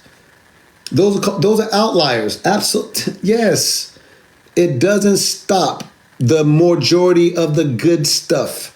You guys think this is a game, but I truly want you to think about what I'm saying. See, y'all don't put enough basic thought into it. I just use driving as an example. If you drive a car, every time you get behind the wheel, you're depending on someone to be more good than bad. And that happens majority of the time. More good than bad. I can give you a bazillion scenarios, but I'm just trying to explain it to you in that type of way. Stop worrying about the bad seeds and the people trying to take shortcuts and beat the system or whatever. They don't stop majority of the good stuff. And if you focus on those bad people, then you let them rob you of your joy and your success. Majority of the people want to see you win. Then they want to see you lose. You know that, right? I get on these lives and been on these lives for 2+ years. I've seen the worst comments you've ever seen in your life. They've called me old head, OG, fake, fraud, stiller, this and that, and crook, and talked about my mom. And these people don't even know me. I've seen it all. Trust me. But majority of the people that come on this live, it is more good than there is bad. 100%. You focus on that. You focus on that. And in your life too, guys. So that means if you're at work and stuff like that and you got that one boss man or that one boss lady hating on you and shit, she's just an outlier. She's the majority of the people there want to see you win. Don't focus on that person. Don't focus on that person. I'm spitting real. I'm talking that talk right now. Y'all better understand. That's how it is. So don't be afraid to get out there and put your products, your services out there, or spend your time trying to learn a new skill set, some new intellectual property that you need to utilize, utilitarian value. Don't be afraid to get out there because somebody told you that you can't do it or it might don't work or something like that. Majority of the people want to see you win. I'm one of them, for sure. I want to see you win. I could care less about those people that say that you ain't going to be nothing or that you ain't doing it right or something, but I could care less about those people. Whatever for them people. All right on what I'm saying now. I'm talking that talk to you. Somebody said, good to see you again, man. Intelligence is key. Well, good to see you too, Eric. What would you tell someone just starting off? What should they do? Well, I'll tell you this before I turn my camera around so that you don't think I'm... The first thing that people should do is educate themselves. They should learn the basic information about what they're doing. This is the look. Somebody stop me when I'm lying. I'm keeping it fair. I'm not even talking about my ebook. See if there's information down there. So what should I do? I'm just starting off. What should I do? I'm just starting off. What should I do? You should get educated. Crypto, which sits on the blockchain. The blockchain is a technology. It's the fastest growing asset class, crypto, fastest growing asset class in human history. It has outperformed all other assets over the last 14 years. Nothing has beat Bitcoin over the last 14 years. I'm talking about no asset that you can name, okay? Seriously. So, and the blockchain is a technology. Sitting on top of that blockchain is crypto.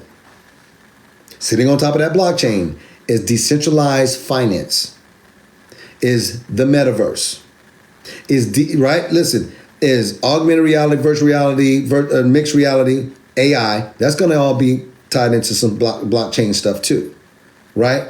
Non-fungible tokens is sitting on all that. That stuff is sitting on top of this technology called the blockchain. You have to know what it is. Now, majority of y'all are going to focus on crypto because crypto is making a lot of people absolutely financially free. I'm just going to keep it 1,000 with you. But it's not just the crypto that's doing it. It's the technology it's the underlying technology that crypto sits on, blockchain. You got to understand what the blockchain is. My ebook will tell you that. It'll discuss blockchain with you. It'll discuss cryptos with you. It'll discuss, all the different sectors of crypto and how you should break it all down, when to take profits. It tells you all of that. If you want to start this the right way, you have to get the basic information. Everybody wants to come into crypto and want people to call them General such and such, Captain, Lieutenant such and such.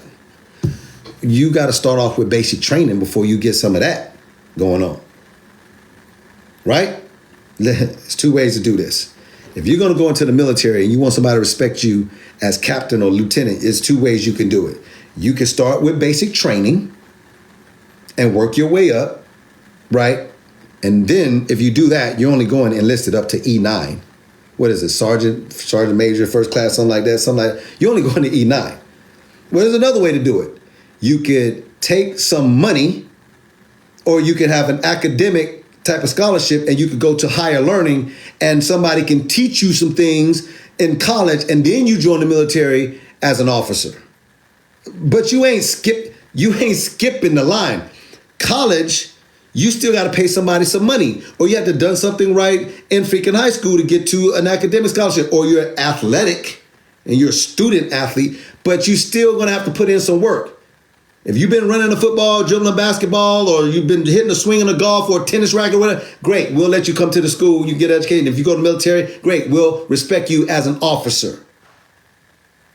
Otherwise, your ass got to work. Basic training. You still want the basic training. You're going to have to learn how to shine these damn shoes. Get your gig line straight. And you got to respect other people that's in authority. Sir, yes, sir. Ma'am, no, ma'am. We're going to get some of that first. I'm serious. So if you're wanting to learn how to do crypto, doesn't it make sense that you need to go through basic training first? You want to just come out here and start doing trades with 10x leverage and... No. What is crypto? What is the blockchain? What is dollar cost averaging? What is exchanges? How do I take my money in and out? This, that. You learn that stuff first. Later on, as you progress, you start getting some rank. And look, the next thing you know, you're messing around from centralized finances stuff. Exchanges. Now you're on DeFi exchanges. Look at you swapping out your Bitcoin for your Ethereum and all of that. Look at you. Okay, I see you on the DEXs now. Oh, right. And you start to use other blockchains. Instead of using Ethereum for some of your stuff, you're using some of the layer 2s for Ethereum. So you can have some smaller gas fees and some faster transactions. Okay, I see you over there. Aptos and Sui and all that. Okay, I see you. Level up, though.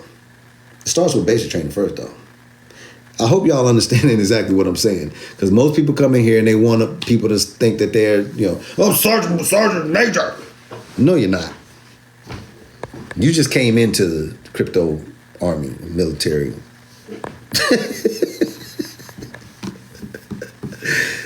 Seriously, this basic training first, guys. So you can grab my ebook, or you can go get that basic information and training from someone else. My ebook is very good. It's formatted well. People have it. They'll tell you. Link is in the bio if you want mine. But if you don't, find someone else to teach you some basic training about crypto. That's the best place to do it. That's what I'm trying to say. Polygon Matic is great. Polygon Matic woke up the other day, man. My audience will tell you I was making an insane amount of money with Polygon Matic last week. Woo! Matic was just hitting. I was making a lot of money with Polygon last week. For real, for real. My bags or corresponding percentages are distributed based on ebook recommendations. That's good stuff. Hey, make sure that you read that part about rebalancing regularly as well. Because sometimes you'll have, check this out. I'm going to do this and then I'm live with y'all. Trust me, this is going to be good. Look at this. Tell me if this don't make sense. Let's see. I'm going to put in here balance in my ebook. Check this out. Tell me if this doesn't make sense to y'all. So I got here balance. Balance. The word balance is mentioned on 5 pages. Let's go through the pages and see. This is the one I want to show you right here. Rebalance regularly, guys. Read this information right here. I'm gonna tell you why it's important about reviewing and adjusting and stuff like that. Because if you are balanced out with your portfolio, which is chapter 2, and then you go and read this, you're gonna have a problem if you don't rebalance. Look at this. Look at this crypto cheat guide and look at it for the week. Okay, now watch this. If you set up your crypto portfolio like this ebook tells you here in chapter 2, right? Let's say you had $1,000. You can have 100,000, 10,000, it doesn't matter. But I'm saying 1,000. If you had $1,000, this tells you 25% should go into Bitcoin, 35% should go in large utility coins like this, 10% DeFi, 10% non-fungible. So you get the idea. So all these green numbers make up 100%. So if you had $1,000, there's 250, 350, 100, 100, 180, 20. That's literally how it sets up. Well, if you set that up absolutely perfectly and it was all set up like this and you was balanced and diversified with these things right here, look what happens. Over the last 7 days, look at this. Everything you see here, look at how it looks. Do you think that you would still be in balance by looking at this from the last 7 days? No, you wouldn't. Render is up 36%. Immutable X is up 26%, right? Avalanche is up 20%. Chainlink is up 14%. If you look at Avalanche and Chainlink, both of those are in your DeFi sector. There's Chainlink, there's Avalanche. Both of those are up 20 and 14%. You notice that you're starting to get a little lopsided, right? So what would you need to do? Take some of the money and rebalance to make sure that you stay balanced. You have to rebalance.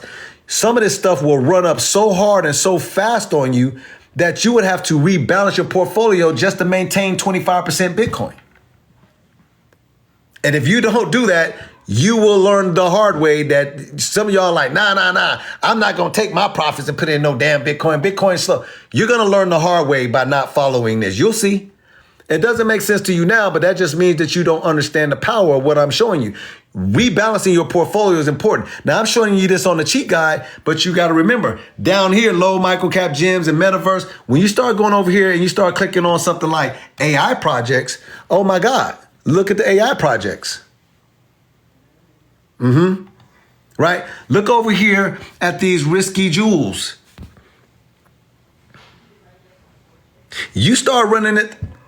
This is a meme coin. Couple meme coins that I'm in are up basically 50% or so.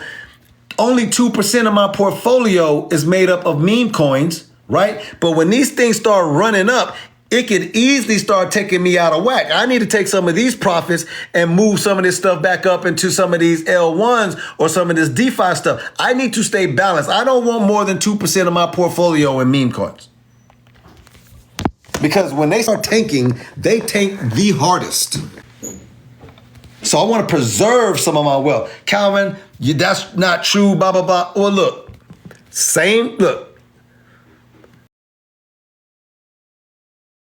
I'm going to look here for the month.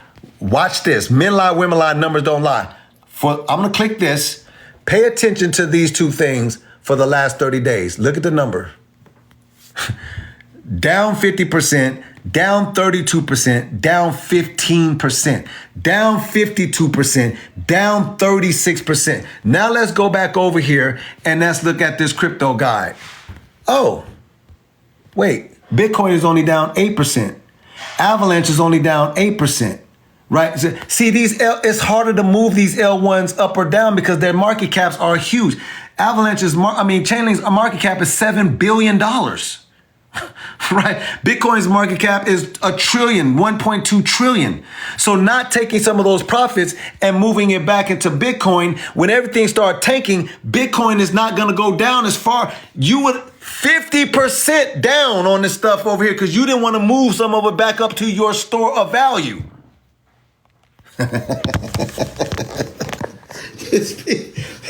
Then when people wake up and they be like, yeah, I'm financially free, oh my God. And then the market go tanking on, they be like, what the fuck?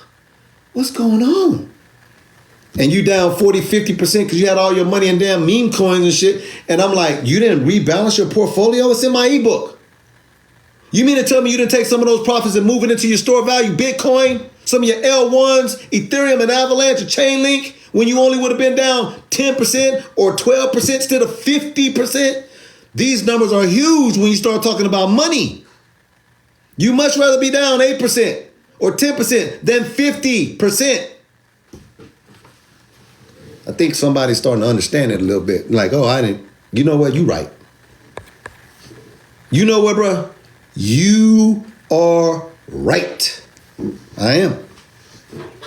And the people that don't do that because they're hard-headed, because they won on some trades or something like that, or they put some money into a meme coin and went crazy with it, they think that they're a trader now. They think that they're a real investor now. No, you're not. You're a degen that happened to actually won something by luck, like playing the lottery, and it's going to come back and bite you.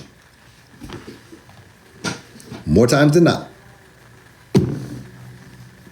More times than not. That ebook is written because I know what the firm foundation needs to look like when you're building it.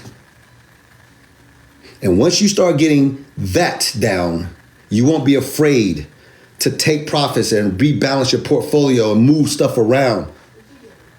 That's how you win this game. Trust me. And let me say it to y'all a different way. Watch this. NVIDIA. Stock market. I'm talking about stock market now. NVIDIA went crazy and all kind of other stuff. And some of y'all, well, I don't even want to mention NVIDIA because, well, it's not one of the Mag 7. But when you start getting a stock that goes crazy and you don't rebalance your portfolio to put some of it in some of these, what we call blue chip stocks, you will lose. Majority of you will lose a lot of money. Apple's market cap is $3 trillion plus. It takes a lot to move Apple down. It takes a lot to move it up, but it takes a lot to move it down as well.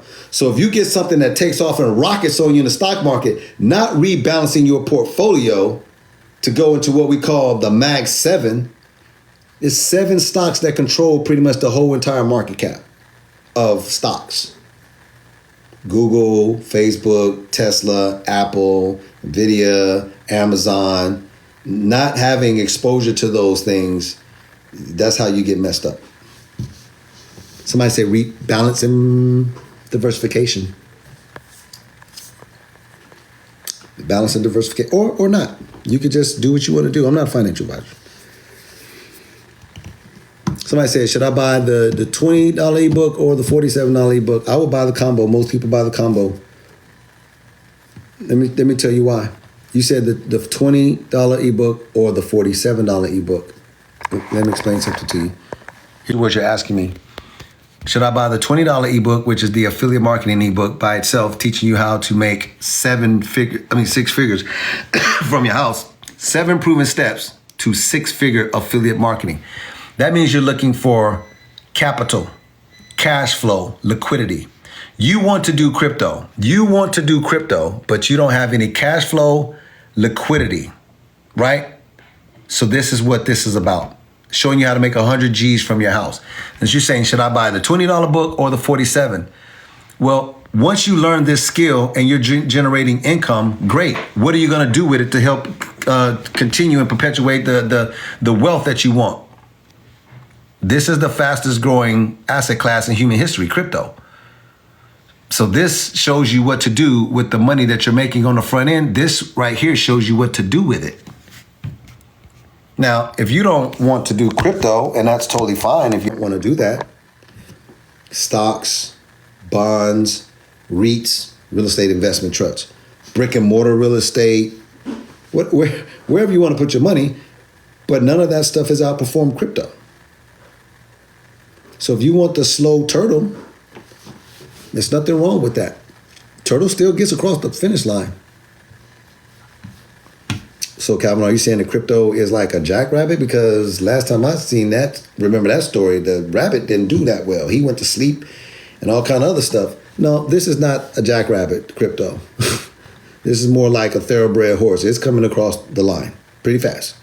And it's not a turtle. It's a thoroughbred racehorse. One of them Russian ones.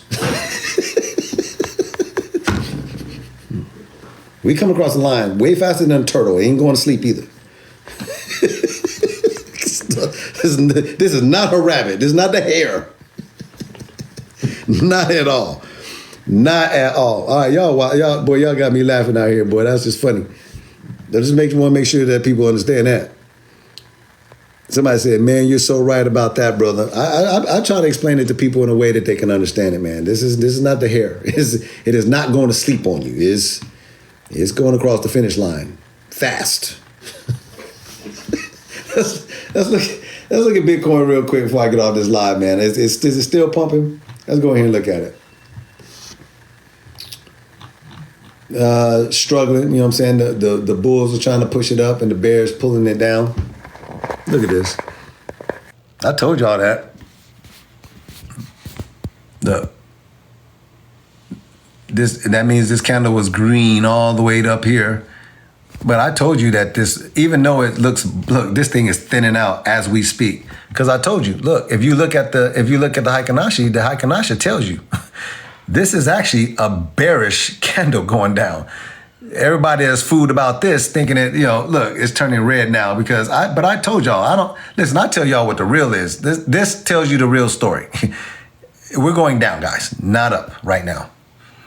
I don't care what this thing is saying, green or whatever. I could care less. Look at the Heikin-Ashi candle so you can see for yourself. I told everybody that, though. So, Bitcoin's struggling down, but I'm still inside of my trades. They're still doing well, and I got stop losses on them. And we'll see what they're doing. Let me see the health of them. I only have 2 trades right now that are in unrealized losses. Only 2. Render is up 1,200, 800 for Super, 600 for Akash, 600, basically 700 for Solana, 400 for Dogwood Half, 400 for Floki, 200 for Near, 175 for Say. You got to get all the way down here to get to unrealized loss. So Scale is still struggling to get where it needs to be, and XRP is down basically $50. But that's okay. I'll take this 160, 170 unrealized loss for these gains that I have on these trades right here. I'm okay with that. Would y'all be okay with that if this was y'all trading account right now? I'm okay with that. It's all good. It's all good. It's all good. And I'm waiting to see if this thing continues because from all of that, because I started that count out with $1,000 and I still have $8,000 in cash to set up more trades. So I'm just waiting to see what we're doing here before I come in here and set something up with that 8Gs. I'm gonna set them up too. I'm patient though. I'll just sit back and wait and be like, what are we doing?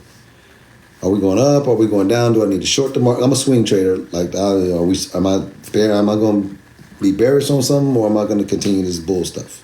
Let me know. What are we doing? Somebody said, can you do XRP before you dip?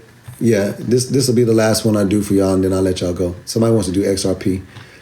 And we need to do XRP anyway because I have an unrealized loss of $47. So let's check the health of XRP to see if I want to close this trade out at an unrealized loss of $47. Let me see if this is gonna come out of that or if I need to close the trade out.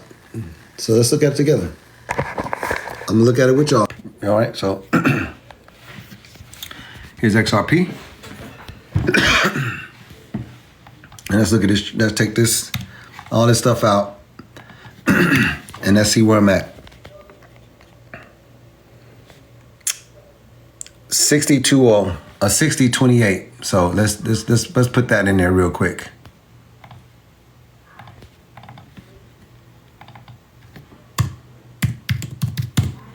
This is my entry point. Y'all agree with that? This right here, this gray line, that's my entry point.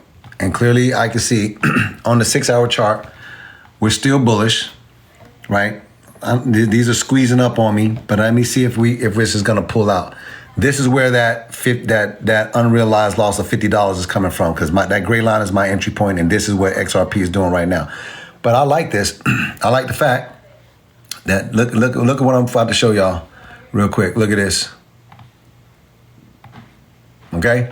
So the first thing I can see is, before I start panicking, I don't never panic, but before anyone would panic, resistance, resistance, resistance, resistance, resistance, resistance. Whoa, what we got going on right here? We're breaking out. So let me go down here and look at the relative strength index and see what's popping over here on the 6-hour chart. See? We was coming down, down, down, down, down, and we're pushing up. Now, I would expect this to continue to come down to, oversold, because here we have something that looks like this. But he's like, Calvin, that's not necessarily true yet, is it? No, because look, this was our complete oversold area. So even though this is doing what it's doing here, it's gonna eventually rise up here to be overbought. Let me show you. When you get down here to oversold, this comes up to overbought. You have to wait for that. So I could care less that it's doing all of this and all of that, whatever. It's coming up here, and I don't know how long it's gonna take. We'll just see. But that looks great. Okay, cool. I'm not worried about that. Let me go here and look at the stochastic RSI and see the faster moving oscillator. What we doing here? Oh, yeah, there we go. Look at that. You wanna know why this is pointing up like that? It's because we're completely oversold here. This is rising back up. Therefore, you wanna know why those two green candles are there, is because this is pushing up right now.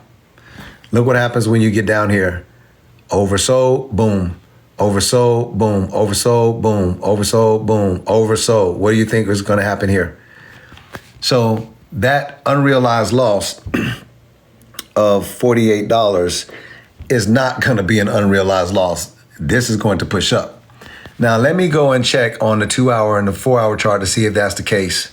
Look, here's the 4-hour chart already pushing up. Great. Let's look at the 2-hour chart. The 2-hour chart is already in action. Look, if you're wondering why that's happening, see that? Look, the 2-hour chart, this is already starting to push up on the 2-hour. And look what's happening here. Completely oversold. And that means this is going to come up here. This is already leading the charge because it moves faster. This is the faster moving oscillator. But this is the RSI, and that's completely oversold, which means that this right here was the bottom of that move, and now we're pushing up off of this. So I don't care that this is an unrealized loss of $50. It won't be. This is going to push up, and I'm going to be in profit for sure. That's XRP. That's XRP. That's my trade. Now, let me just show you what XRP is doing on the macro. So in case you don't have that particular trade, I'll show you what it's doing on the daily, and you can see this with your own eyes. And then we'll get off the live. So I just like to show people what's going on when people look like, man, I'm down, man. Oh, man. You look at that $50. Oh, I'm like, calm down. If you don't calm yourself down. All right, let's look at this XRP. Ooh, look at this. Look at that. Ooh, look, oh, okay, let me show you. I got some numbers to write down for you for XRP. XRP on a daily, check this out. You see this line right here? Trend line. We got stopped out pretty much right here. See that? Right there, resistance, right? Look at that, resistance. Got it. Resistance, resistance, resistance. Right all up in here, right? Okay, great. Now watch this. Look at what we have right here. You already know this line is legit, that top line. Look at this. Support, support, rallied up. Look, resistance, resistance, resistance. Look at this. Support, support, resistance, resistance. This is pretty much support. Look, resistance, resistance, resistance. Look where XRP is. If you had to take a wild guess and you didn't know me at all, if you guys had to take a wild guess, what do you think has to happen for XRP in the next couple of days? Because this is a daily chart. What do you think has to happen? Well, don't guess. It either has to break up out of this, it has to break this white line and continue up to the upside, or it will lose this support line and start crashing down. And there is no two ways about it. XRP is inside of this apex right here, this joint. And it is going to either rally up here, get a rejection, come back down here, support, rejection, support. But it is going to have to make a decision. It either has to break this white line so that it can go bullish, or it is going to have to break this line right here, this support line, to go bearish. That's it. And ain't no two ways about it. And I know that for a fact, because let me show you something. If you do horizontal lines, it'll show you the same thing. Look, somebody say I'm going all in. This is how I do it, by the way. Look at this rectangle. Look at this. If I'm looking at where most of these points are, where we're getting these touches, you see this? See that? I'm getting all those touches right there. Look where these touches are right here as well, where we're getting majority of these touches. See it? Boom, boom, boom, boom. Now look what happens when I stretch this out. Resistance, right? XRP has to break out of this line, test this, and get past this support and rally up, or it has to fall down past this, right? Which would do what? See if it's going to come down here where this support is. Either way, it is going to break one of these lines. So here is your numbers. Breaking out this to the upside, you could be looking for basically a 61, 62 cents XRP getting up here to test this, or you're going to be looking down here along this line, which is somewhere around 57 cents, 57, 58 cents XRP. Depends on how long it takes here, because you can see this moves up and down. See that? See those numbers changing along this line?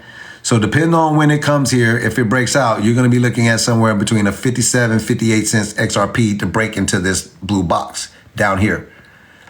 We're going to see. Y'all got it. Should I screenshot it? I'm not going to screenshot it. I'm just going to leave that like that. In case somebody asks me about XRP, when I pull the chart up, it'll just show them. They'll be like, damn, bro, you did that. I did it a couple of days ago, show people. All right, that's it. Let's lock eyes here for a second. No mean stuff. Let's lock eyes. You guys are wonderful. I'm serious. You're all kings and queens, and I absolutely love you. I do this because it allows me to stand up, circulation. You can be sitting down, you can circulate and get your leg going and stuff like that. But I also do this because a lot of times when I'm sitting at my desk, some people that are brand new to the live, they've never seen the rest of the office. They're like, I just see a guy sitting in a chair with it. No. There's a whole office for doing this stuff and making money. I'll flip the camera around so you can see. I don't do it a lot, but there's a whole office back here, right? Okay, cool. So this allows me to stretch my legs. But I want to tell you guys something. Y'all are all wonderful people. And majority of the people that come on this live is more good than there is bad. So I want to tell you all that I love you. You're all kings and queens. I love you, and there's nothing you can actually do about it. I get off my live, I pray for you, I pray for your families, I pray for your community just as well as I do it for mine. And so for those of you that's never had somebody pray for you, I'm talking about fervent prayers. If you never had somebody pray for you, your family, your community, you get it by just attending this live. You get it. You get that. When I get off this live, I'll pray for y'all. All right? Because I know that the world could be a little bit better, and I'm doing my part. So I'm sharing my intellectual property with you guys. Hopefully you're taking it. All right? It's a lot of utilitarian value that you should be using. Please do. It'll change your financial trajectory. Okay? It will. It's not something that I believe. It's something that I know. It will change your financial trajectory to the upside. Right? And some of y'all are not trying to be what we call like super rich or whatever. You really just want your time freedom back, which, by the way, will make you richer probably than the majority of the people in your circle. Because time is the most expensive. It is the most valuable asset. And if you have more time freedom than anybody in your circle, you are the richest person in your circle. That's a fact. Come in, let me say that again. Most of y'all are chasing fiat currency. You're chasing a dollar value or something. You're chasing a number. The number is 24. That's the number. Come in. I never said this on my live before, but y'all know I be coming with these analogies. You're chasing 1,000,000, 100,000, 250, 500,000. The number is 24. There's only 24 hours in a day. How many hours do you have to build relationships and cultivate relationships in your life? How many hours do you have to actually spend on yourself? Whether it's reading or whether it's walking or running or exercising or listening to a podcast to learn some high income level skills, the number is 24. That's the real number. Do what it takes so that you can have more of 24 hours to build relationships, cultivate relationships, and spend time on yourself. Be a pillar inside of your community. You can have all the money in the world, but if you ain't got no time to spend it, you're not really financially free or wealthy. You're actually broker than most people. There's a lot of doctors that have a lot of money, that are divorced, that are literally stressed out because they're always at work 40, 50, 60 hours. A lot of lawyers, they have a lot of money. They don't really enjoy it. They don't enjoy it until they sell their practice. They don't get a chance to enjoy it the way that you and I could enjoy because they don't have enough time freedom. This is serious. I'm from being dead serious. Some of y'all know doctors and lawyers, right? And other people, even some business owners make a lot of money, but you always at the job though. You always at your business though, bro. You can't never get off. Well, I mean, such and such called out and I had to, you know what I'm saying? I had to go and open the store up and just count the till down. Right. That part. Right? So that nice car that you got always sitting outside in the damn parking lot because you don't really never go nowhere in it. But to work, it'd be sitting in the parking lot. Time, 24 is the number. That's the number that I started chasing. When I started figuring that out, I was like, I'm chasing 24.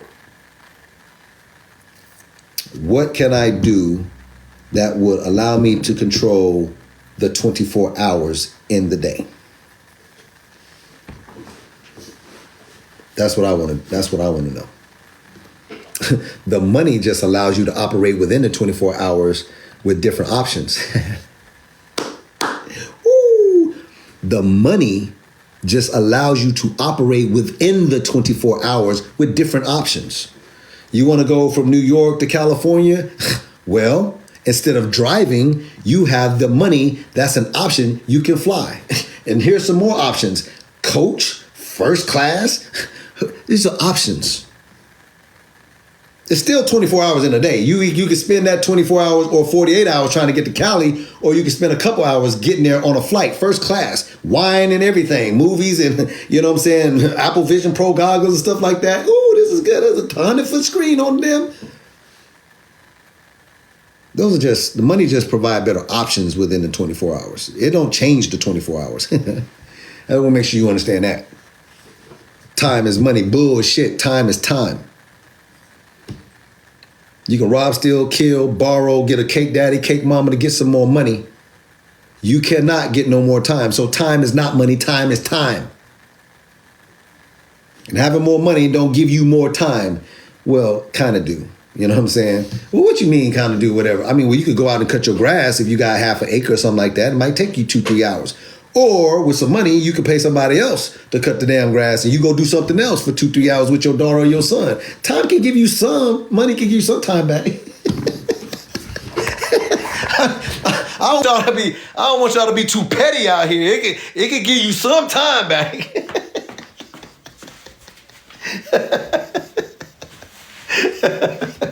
Yo, wow. Hey, man. Thank y'all for coming out, for real. Thank y'all for joining the live. I hope you enjoyed it. I hope you got some information. I hope I made you laugh at least one time because laughter brings joy, keeps down stress, and it'll keep you away from that silent killer out there, you know what I'm saying? So, you know, try to smile and laugh. Hopefully I did that for you and gave you something that you can take and expand on. I hope I was able to, you know, provide something to you in a way that sparked you. If I was not, I apologize. Find someone else that you know, like, and trust that can get you to the next level. If I failed you, I'm big enough to say I apologize and I need to do better if that's you. And I am constantly trying to make myself better. So if, for whatever reason, if I wasn't able to get you to the next level, I failed you. You know what I'm saying? But if you want to come back and give me another opportunity, that'd be great. And we can see if we can get you there, you know, that'd be fine if you want to come back. But if this is your last time, your first and last time seeing me, you know, find someone else that you know, like, and trust. With that being said, I want to bid you good night. And for those of you who are overseas, good morning. Great coffee and tea. Let's get it. I will talk to y'all tomorrow when I go live. We will do it again.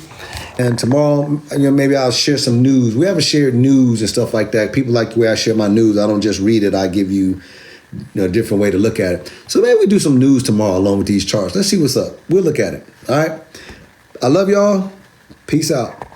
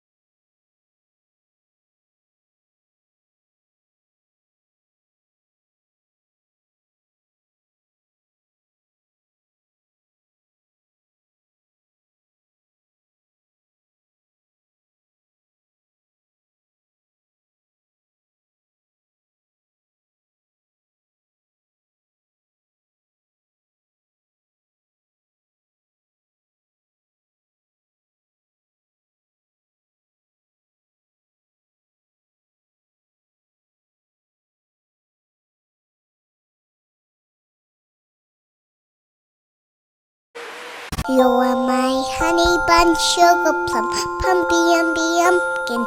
You are my